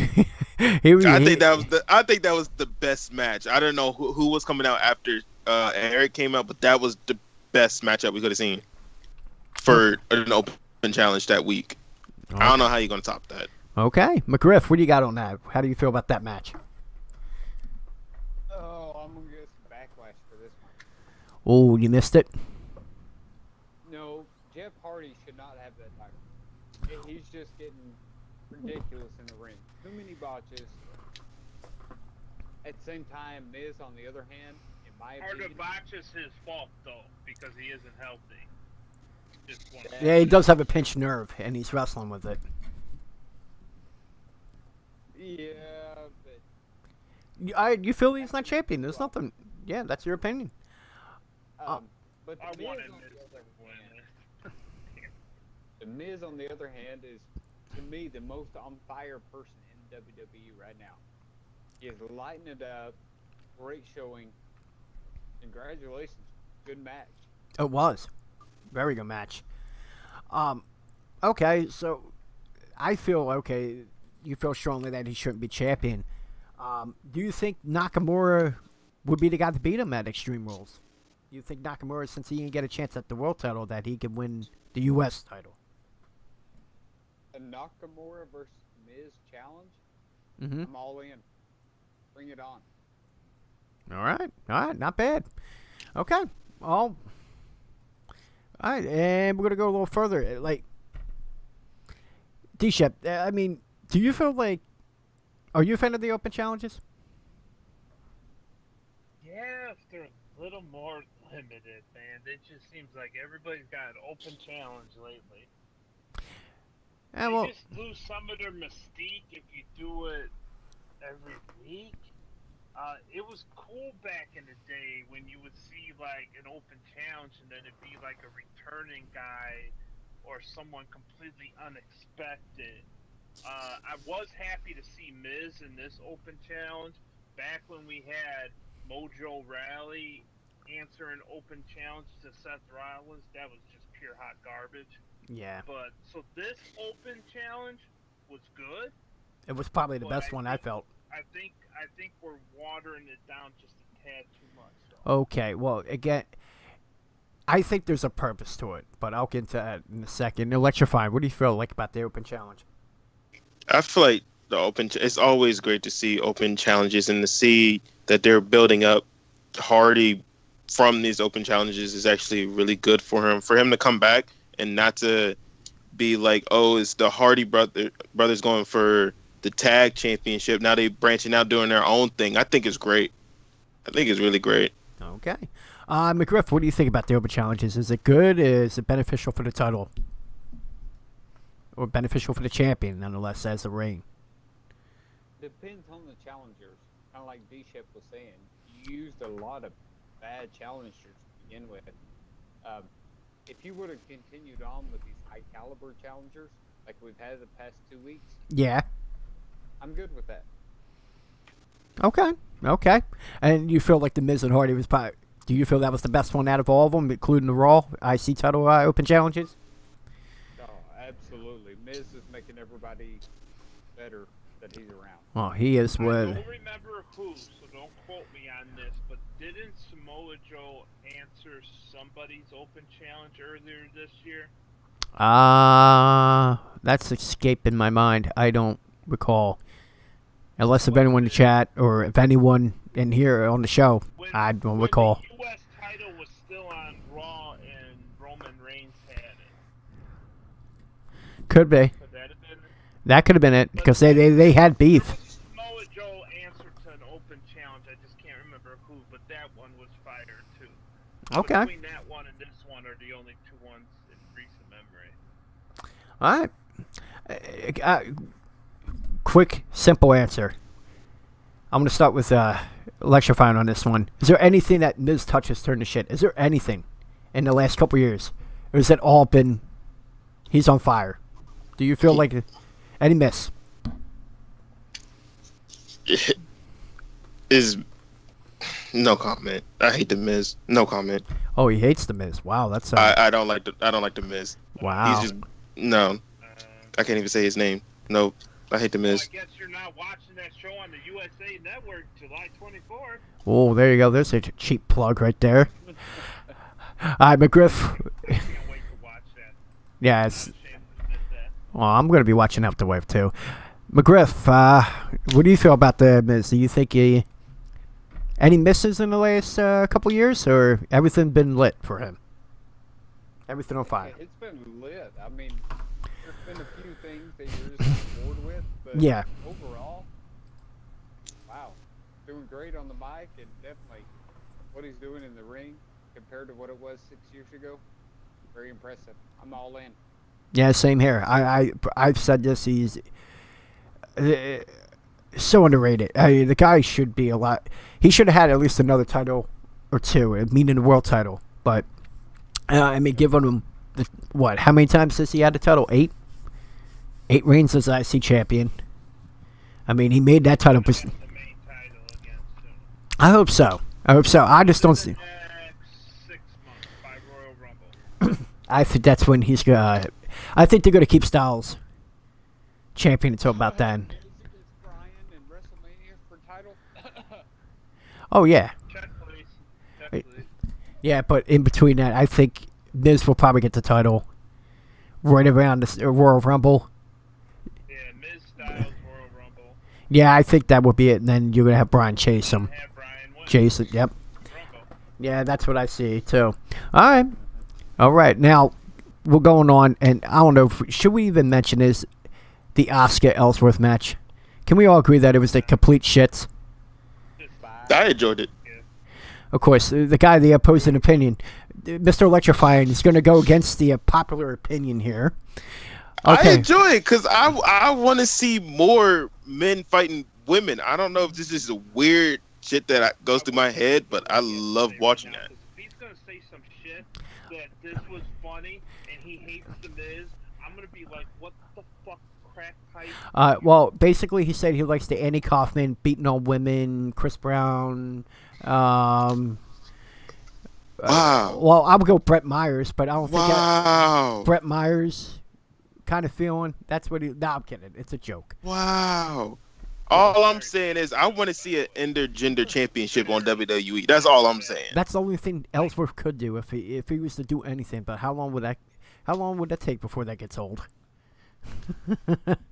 3 months tops. Exactly, and then Ellsworth Ellsworth, versus Santina. Make it happen. Santina. Yes. Oh, Do come you on. remember Yes, Santino Morello. Yeah, I got it. Yeah. That was That man's a legend. that shit was fun as all. Come on. What's up, Get him, Jones? Ugh, Who didn't like Santina? dude, that's just as ridiculous of what Electrifying just said. That match was okay. It wasn't even a match. It wasn't. It was awful. And they're gonna do it again next week in a lumberjack match. What does that say for? Taking that. Oh, dude, that is a beer run, coffee run. Getting a soda. That's a definitely step away from the television and then come back. But So that's a taking a D-Shep moment. yeah, it's taking a D-Shep moment, Electrifying. Even though your eyes would be glued to the TV on that because you were somehow entertained by that garbage. All right, moving along. Going on to the Styles and Aiden English match. Oh, My question, I'm going to need a roundtable on this. Is anyone invested with this world title? Like, it seems like it's a wasted opportunity for Rusev because of the fact there hasn't been much of a build. McGriff, I mean, are you invested in this? Yes, I am. You are? Okay, how are you? It's the build-up's been crap, It has been. Definitely has been. but I can't wait to see what these two guys can do inside the ring together. Okay. I'm Very hoping valid Rusev can point. really pull something off. Yeah, the excitement of the match is there, but the build-up is what's killing it for me. D-Shep, how do you feel? I mean, are you invested? Exactly with what McGriff said. Okay, so just the anticipation of the match, you're more invested because of that, and we got a nod I from. believe Yeah, I Rusev agree with is that. 100%. probably For his, I wouldn't say size because there's other guys that are bigger, Yeah, but for his width, size, and not just height, height. Yeah. he's the most athletic wide man probably ever. Oh, he is, Kind without a of doubt. A more athletic version of Bam Bam Bigelow. Oh man, Bam Bam was a beast. He was a He beast. is like a more athletic version of Bam Bam. Okay, I agree with that. All right, well, I mean, as far as him getting a shot, it was great that he gets a shot, but like you said, we all agree that the Throwaway shot, though. well, you're gonna need that guy, and obviously, who's the next It guy? is. Yeah, Does anybody think he's gonna win? no, he won't. Really? You will not expect a General Hall type of finish where he miraculously beats the guy that's really over for SmackDown. I don't see that. A lit reaction if he did though. It would be a shocking reaction, like you saw what happened to The Miz girl that 1 year. Maurice. No, the young girl in the audience. When Miz won the title. Oh yeah, that sourpuss face, or even the guy when the Undertaker. From the Brock Lesnar Undertaker, man, yeah, with you the would get that. crazy eyeballs. It'd be one of those, yeah. Dude, that was a great reaction. That it seems like that was a plant. It was just perfect timing that they got that look from that guy. All right, well, I mean, even though the match I thought was okay, but I'm gonna start with McGriff on this one. Did you feel like did you like Rusev's like role in that matchup? That he was just there to stir the shit a little bit as he's trying to compete against Aiden English, but again, he's playing mind games. It was somewhat of a build, I guess. What were your feelings on that? I'm kind of indifferent on it. Okay. Congratulations for being there and trying to build something on it. Yeah. But at the same time, it was just, whatever. Yeah. Okay. And so it was like, if you feel the same way, D-Shep? More or less, yeah. Okay. What about you, Electrifying? What do you feel about that? Do you think he played any good of a good role, or Yeah, Eck on Eck. Yeah, I ain't really feeling it that much. Don't get me wrong, it's great that Rusev is getting an opportunity at a title, but I mean, you build it up better than what it is right now. Okay. All right. Well, like I said, I already asked the question whether, despite the lack of the build-up, are we invested? I guess everyone is invested because of the actual match. All right. Well, now here's the thing, though. One question going with the lack of the build, though. Electrifying. I'll start with you. Do you feel like they're doing a lack of build to see what Rusev could do? See if he can sell them. See if he can sell them. I feel like we're going to see what he's doing right now.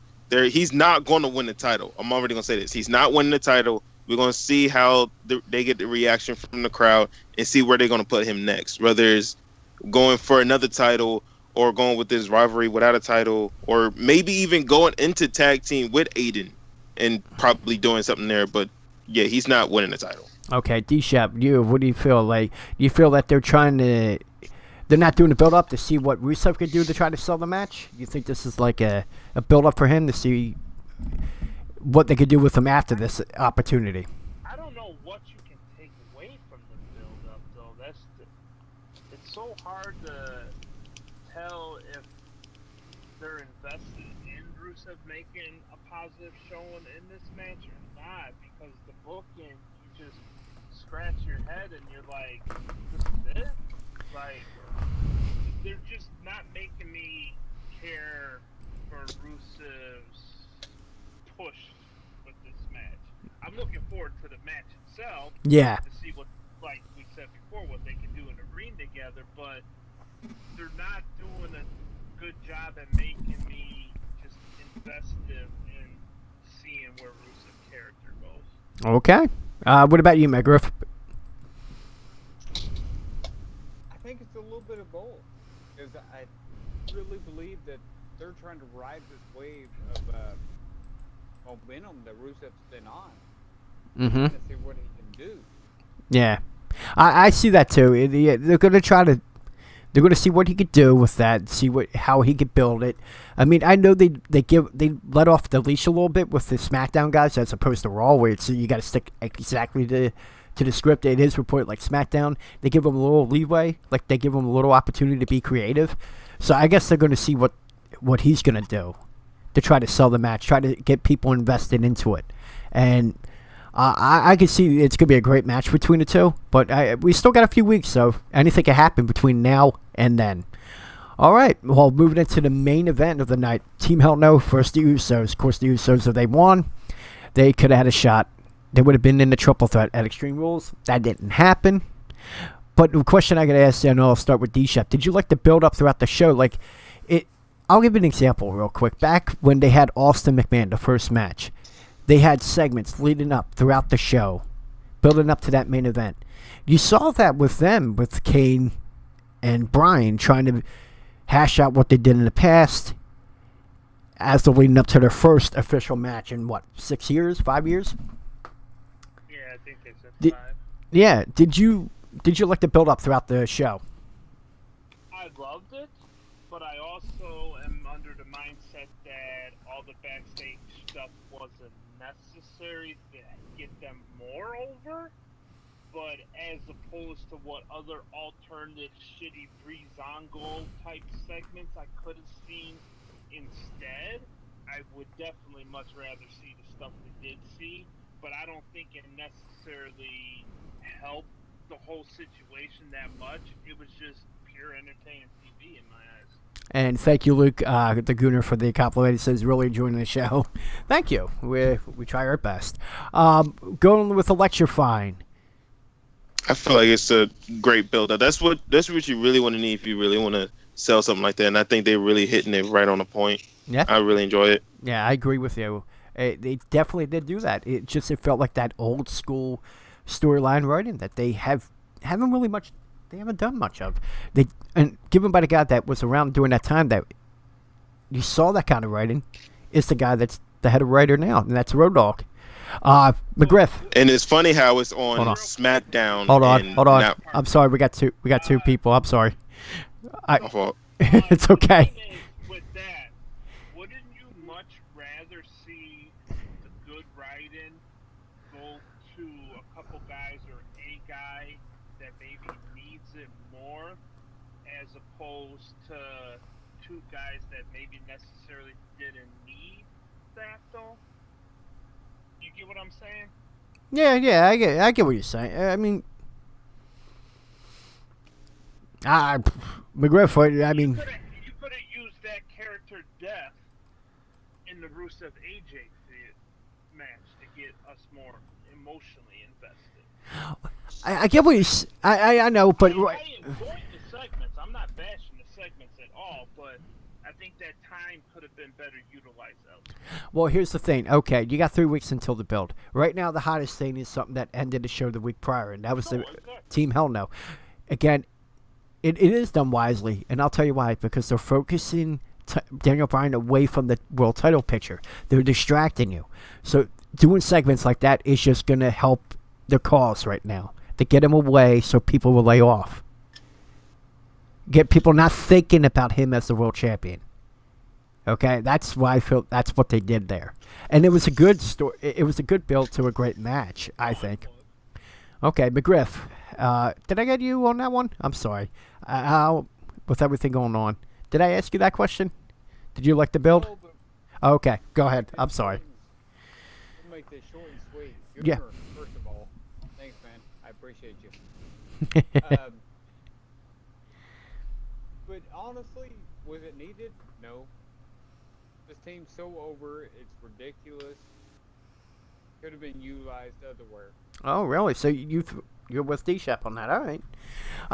It could have been used in other matches, but at the same time, is it going to hurt my feelings to see it?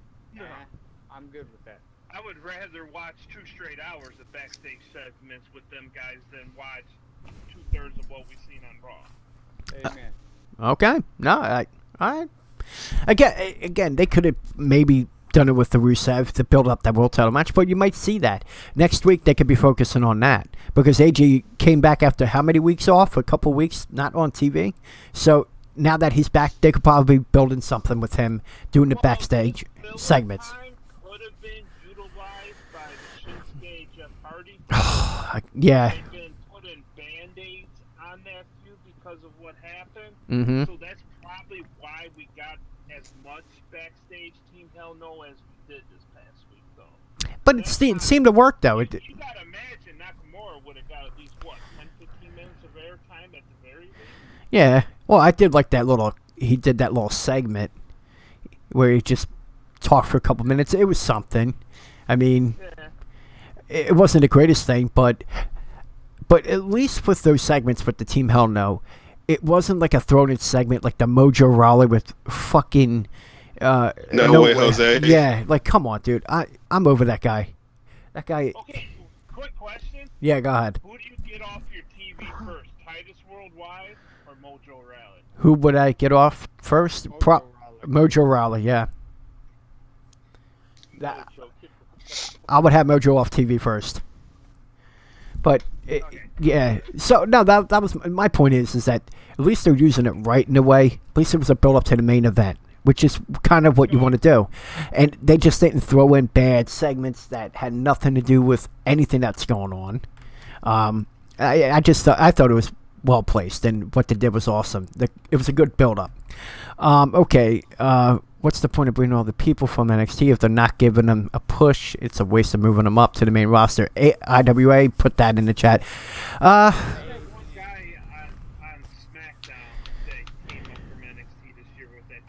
forget that guy's name.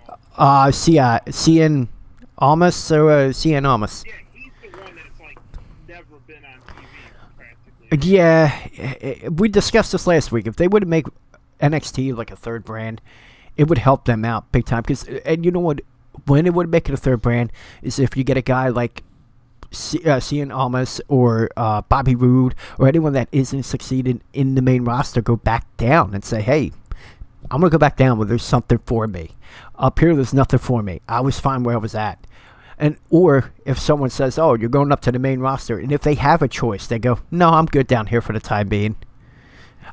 If that moment happens, I mean, you could I think it would be great as a third brand, in my opinion. Yeah. Well, yeah. So yeah, I agree with you, IWA. I don't see the point. It's like it's a waste. It's like, oh, let's build them up for nothing.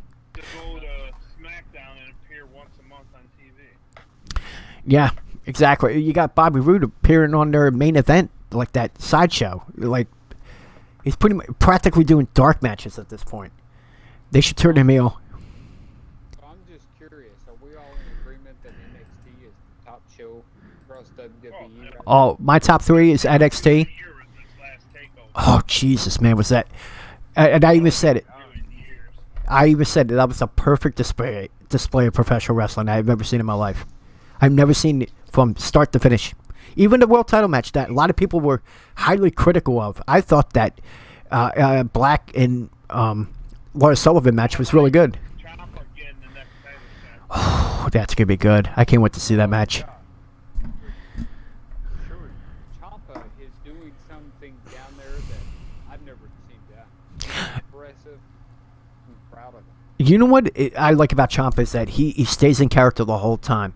He goes on social media and talks shit on social media. He had a big tweet today that got a lot of attention, and it's that transitional NXT champion. And it was a picture of Black, which was awesome. He's using the social media the way you should when you're a heel, in my opinion. He's been an amazing character down there. Yes, and Great inside the ring. So, hey, kudos to him. Keep rocking it, man. exactly, and the way that match ended back at NXT TakeOver, like you wouldn't expect it. You thought the match was over.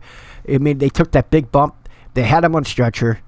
And, of course, Gargano couldn't help himself. He put him back in the ring. Next thing you know, DDT handcuffed and gets the win. And going from that, now he has an opportunity at the world title. And even though they haven't done much on TV, he's using the social media the right way by building the match, by talking the shit that he's been talking. And I love it. And you know what? In a way, there was someone else that was doing it for a second and then hasn't. They stopped. It was Ronda Rousey. She was counting down the days that her suspension was up, and then that ended, which was weird. It was weird. Yeah. That's a much longer discussion. Oh, yeah. Okay, well, we're going to go along here. Okay. Now, we all agree that the match was good. I mean, did we all feel that it was a good match? No, it was a good match. Okay. All right, so we all going back to the Team Hell No match for the people that just joined it. We were talking about that. All right, McGriff, you felt like it was a good match, or was it? All right, and D-Shep, so we could go along here. Yeah, we're getting to that 2-hour mark. Beautiful. Okay, all right. Now we're gonna. What we should have had on Raw, a great tag team main event. Yes, exactly. Amen. Amen. There you go. Okay, real quick, we're going to go a quick roundtable on how you would rate SmackDown. We're going to start with D-Shep, 1 to 5. SmackDown. What do you go with? I'm going to say a 4. A 4. You're going with a 4. Agree. 5 Agree. if there was 4. more depth to the AJ and Rusev storyline. Okay, Electrifying agrees with you. A 4. McGriff, 4. what do you got? I would have gone a 4 too. You're going with a 4 as well. Okay. All right, and for the first time, unanimous decision. I'm also going with a 4. It was great matches. The open challenge with the full Horsemen. The Horsemen. All right, so we all agree that's 4. Okay, and quick, D-Shep, anything as far as booking? Would you change anything on that show? The only thing would be some kind of better build up with Rusev AJ. Okay, so better build up. You know what? I don't have a concrete solution, but something better. Okay. Electrifying, what do you got? Anything you would change on that show? Yeah, I'm not gonna say this later on because I know our relationship, but I agree with D-Shep. Just better build up. Better build up. Okay. And McGriff, is there anything you would change? I'm probably right there in the same boat as D-Shep. Something with Rusev and AJ, maybe a Rusev attacking AJ in the backstage. I don't know what it is, but build that up a little bit more. Okay. And my change would be, if there was any way that Nakamura was, I doubt he was at the show, if he was even backstage, but if he was, maybe a run-in, possibly another low blow by the master of the low blows to Jeff Hardy, at least something. Dogfight have been? How bad could the dogfight have been? It wasn't even reported how bad it was. But apparently it was bad enough to keep him off TV. Well, he wears them pants anyway, so can't that shit be bandaged up and just do a run-in like you said? I don't understand. I don't How know. bad is it? I don't know. I don't know how bad it is. We'll never know the true answer. No, we won't. No, we won't. Okay, now it's time for, even though I didn't go into the SmackDown, it is time for the list, ladies and gentlemen. And the list is our version of the power rankings that we go from 5 to 1. We're going to start, I don't know who has one. If do you have one? You got one? I got one. Well, I got one.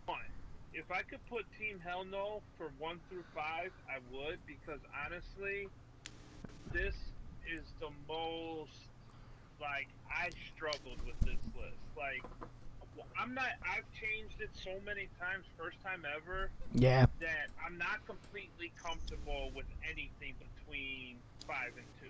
I'm just not. So I'm going to throw what I think is out there, and that's Ziggler at 5. Ziggler 5, okay. Been loving everything.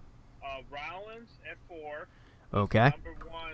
Rollins at 4. guy in that tag team match. I'm going to go with Corbin at 3 because of the character development. Okay.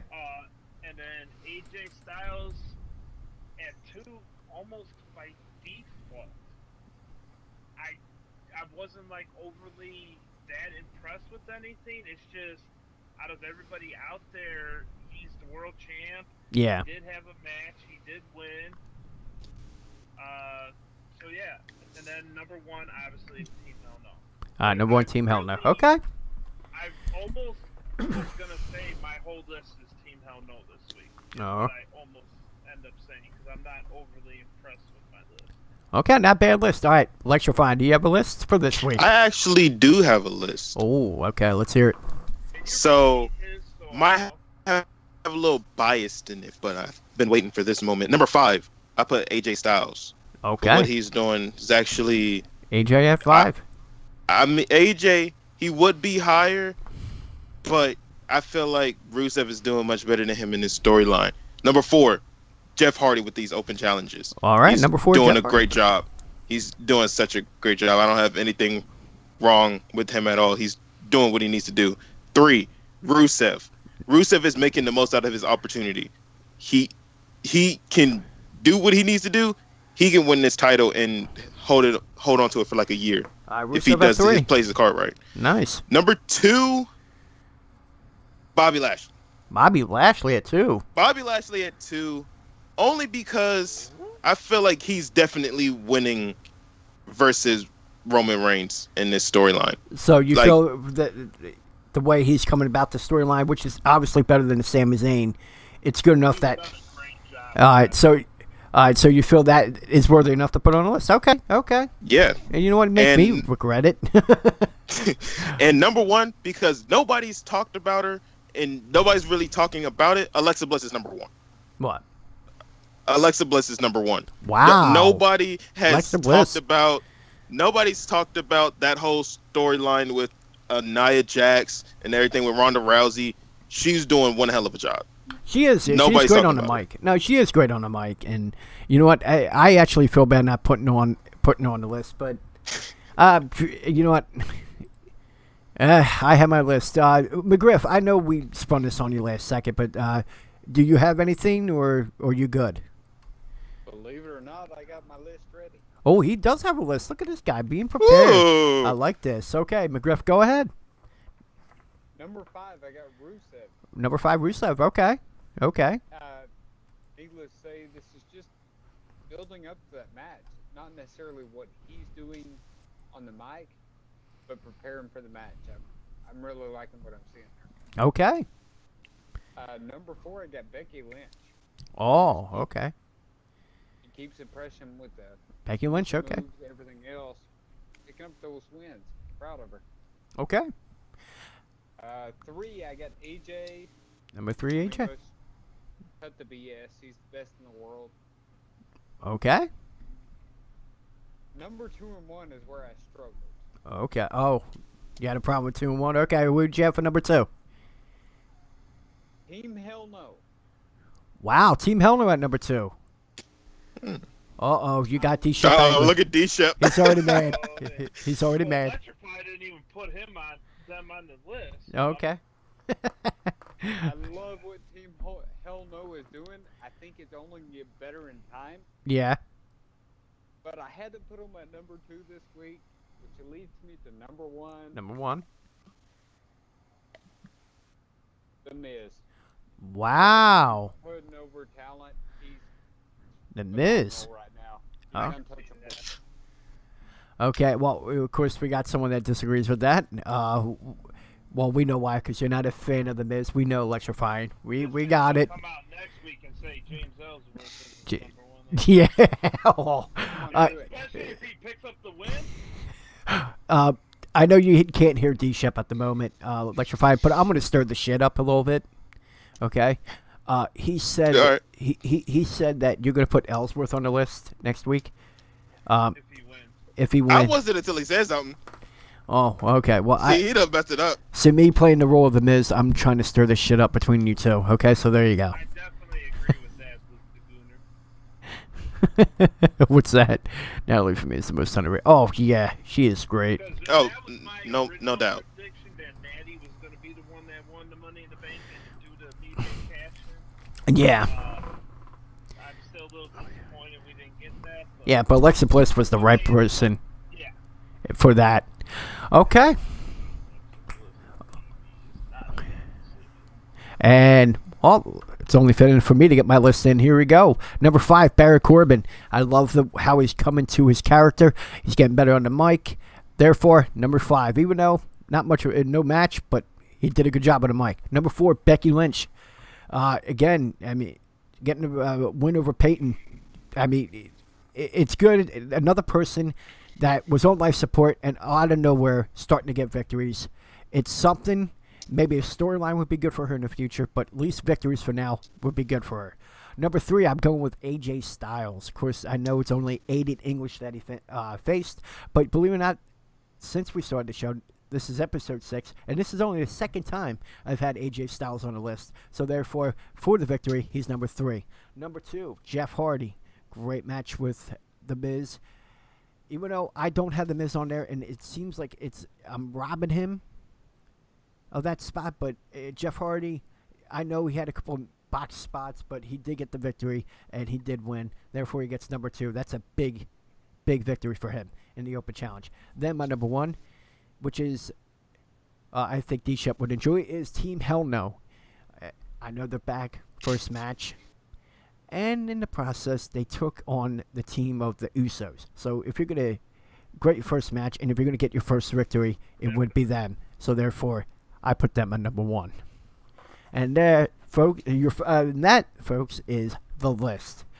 Okay, now we're going to go into the last thing of the night, the best of the best tournament, and it's something we cover once in a while, where we do a tournament style we vote together with the chat, with the people in the show, and we determine who's the best of the best. This week, we're going to be covering the best Intercontinental Champions of all time. And that's it because of the announcement of the 30-man Iron Man match between Dolph Ziggler and Seth Rollins at Extreme Rules. I'm very excited for it. I'm sure everyone else is. But I guess for now, we're going to find out who is the best of the best. And here are the 8 competitors. And these are as they are facing. Here we go. The Miz versus Jericho. Shawn Michaels and Mr. Perfect.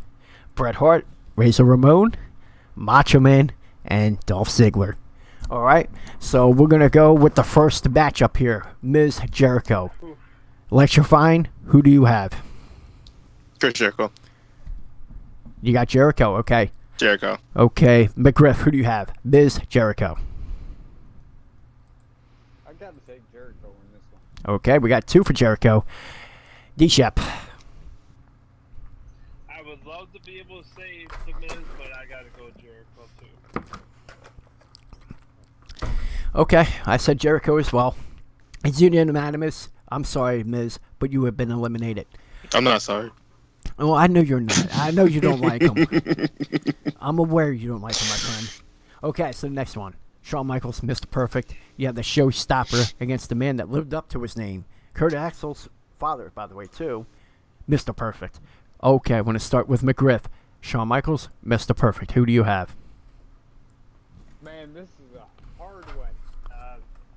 As an IC champion, I'm still going to go with Shawn Michaels. All right. D-Shep, Shawn Michaels, Mr. Perfect. I gotta go, if we're judging it just off of IC title and we're not judging the whole career, then I have to go Mr. Perfect. Okay. What do you have, Electrifying? Shawn Michaels. Final answer. Shawn Michaels. And we see Shawn Michaels. We see 2 perfects. Right now, Mr. Perfect's going to win. There's a lot more votes for perfect. Fair. Okay. Son of a bitch. That's my favorite wrestler of all time. All right. My favorite Shawn Michaels too of all time. Oh, dude, I've always been a heel guy. It's funny because I was the guy, like at WrestleMania 6, so I actually had a WrestleMania viewing party with my friends when I was younger. And everyone was Hulk Hogan. I was the Warrior. I've always been that opposite guy. So I was a heel guy growing up. And when Shawn Michaels turned heel, I loved it. So, Phenomenal. the barbershop incident, man, I loved it. Oh, that was hilarious. Oh, it was great.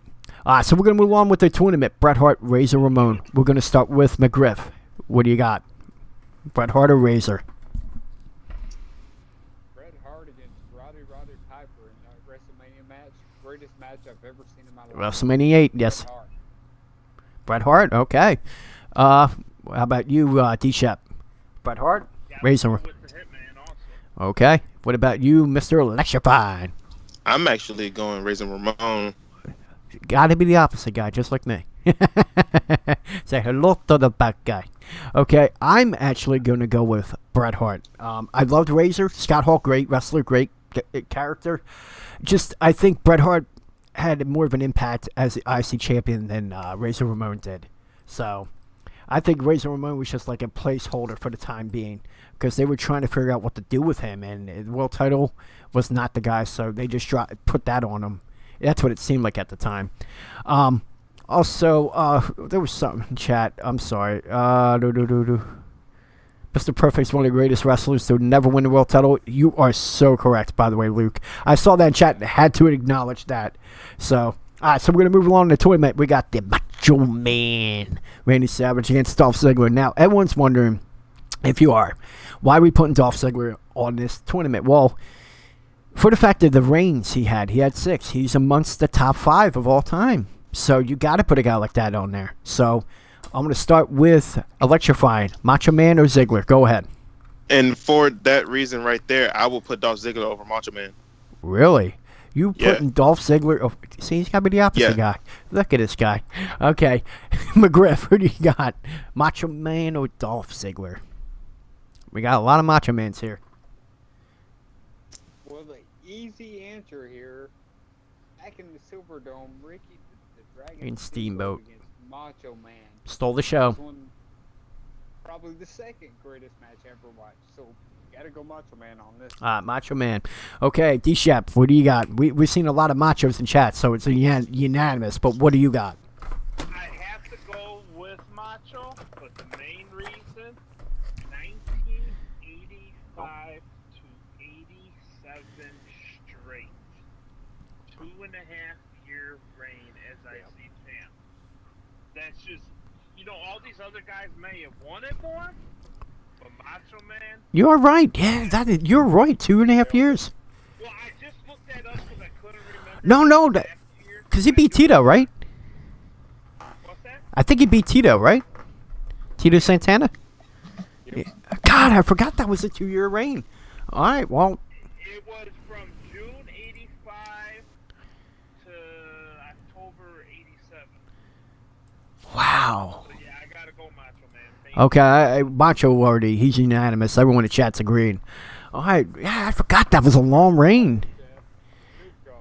Good call. Okay. All right, so we're going to go into the second round. You got Chris Jericho, the Ayatollah of Rock and Roller, Y2J, the save us against Mr. Perfect.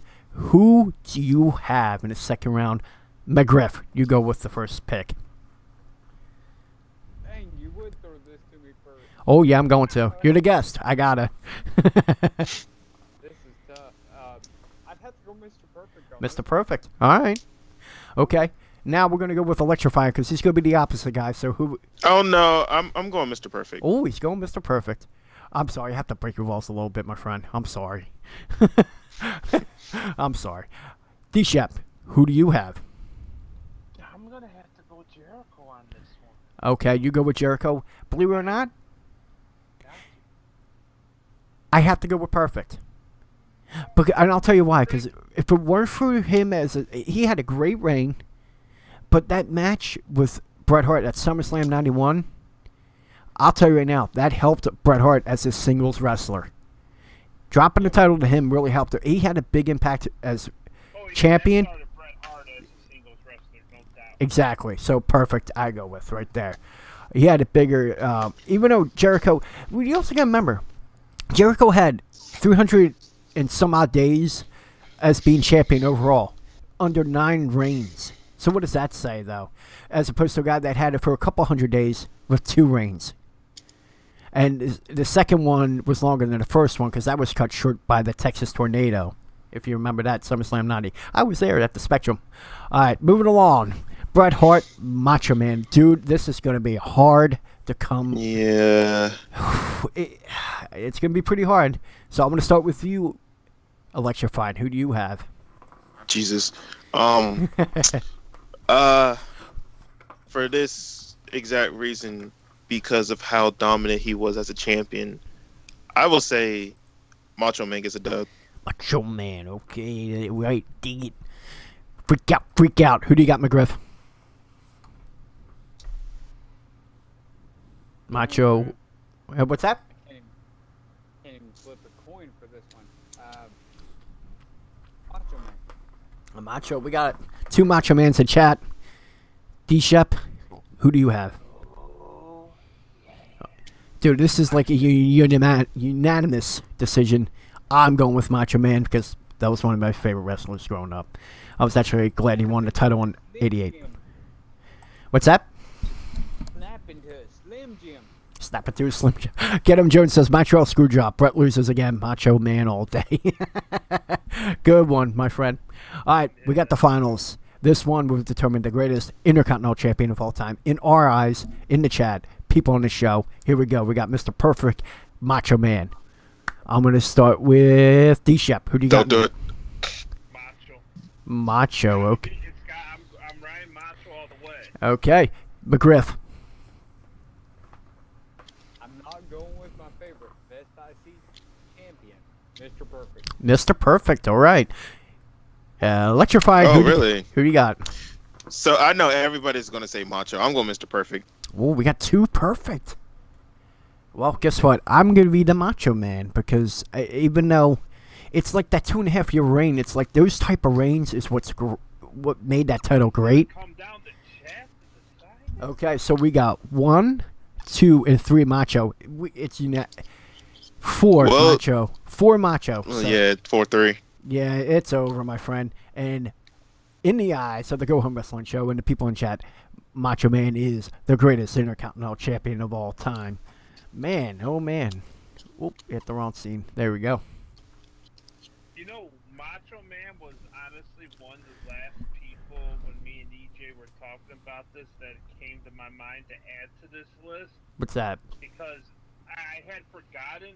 Because when you're thinking of guys to add to this kind of list, Yeah. to make a tournament, you're thinking about the guys that had the belt 8, 7, 9, 10 times. Mm-hmm. Macho Man, he just had the one really big long reign. And It set him up well for the world title, push about a year later. But no, the fact that he had it for 2 years, it's just, you don't see that today. Guys will have it for like a month, maybe two, and they drop it. It's like hot potato with the title. But back in the day, he had it for 2 years, and it made an impact. Crazy Dog, thank you for the follow if I didn't acknowledge that. Thank you. Thank you, Luke DeGooner. Okay, well, it comes to that part of the show. Well, before we go, McGriff, please promote your channel in chat and give anyone that's in here that wasn't in here earlier, promote your show, promote your chat, your channel. Put the link in the chat if you like. Go ahead.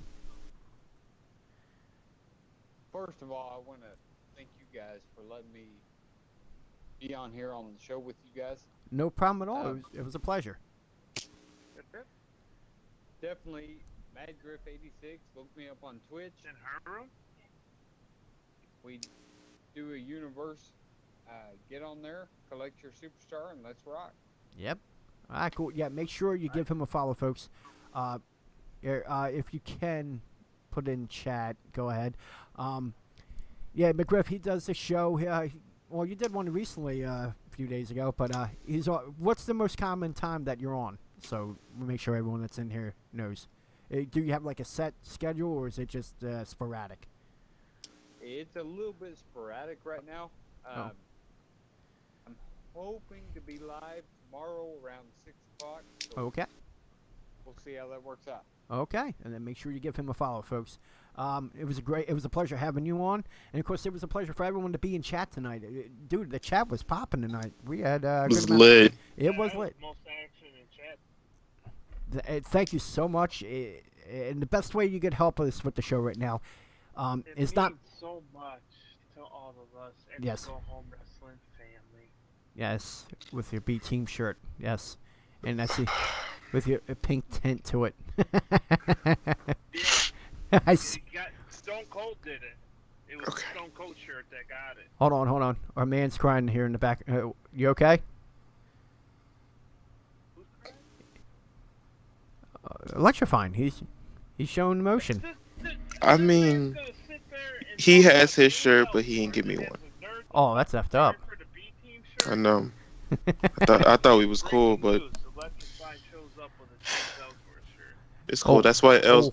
That's why Ellsworth is going on the list. He said you were gonna have an Ellsworth shirt next week. He did call. All right. I said on the list. I ain't say about a shirt. One That more shit thing. gonna itch on my body. I want to throw out a couple people in chat. Oh, sure. Luke the Gooner, Jasmine23, The Great 81. Hey, MWG family, thanks for coming and supporting. Glad Hey. that you get in here and enjoy the content my brother puts out. Yeah, and thank you for promoting the show. Like every time I come in, this guy he always promotes us, and we thank you so much for that. And for everyone that's in chat, the best way you can help us out at this point is word of mouth. Spread the word of the show. We try to be a family here, and that's why we're going to be bringing on people from the community on the show, so we get their perspectives on the world of professional wrestling. And in the time, we help each other. We'll promote you, you promote us. It's a huge family here at the Go Home Wrestling Show. All right, everyone. I think it's time to end the show. Thank you all for tuning in. I did think about Honky Tonk Man. I did. I did think about putting him. I'm surprised Honky. Yeah, he didn't make it, and that's it's gonna happen. His reigns never seemed that impactful, and I guess that's why I didn't have him on there.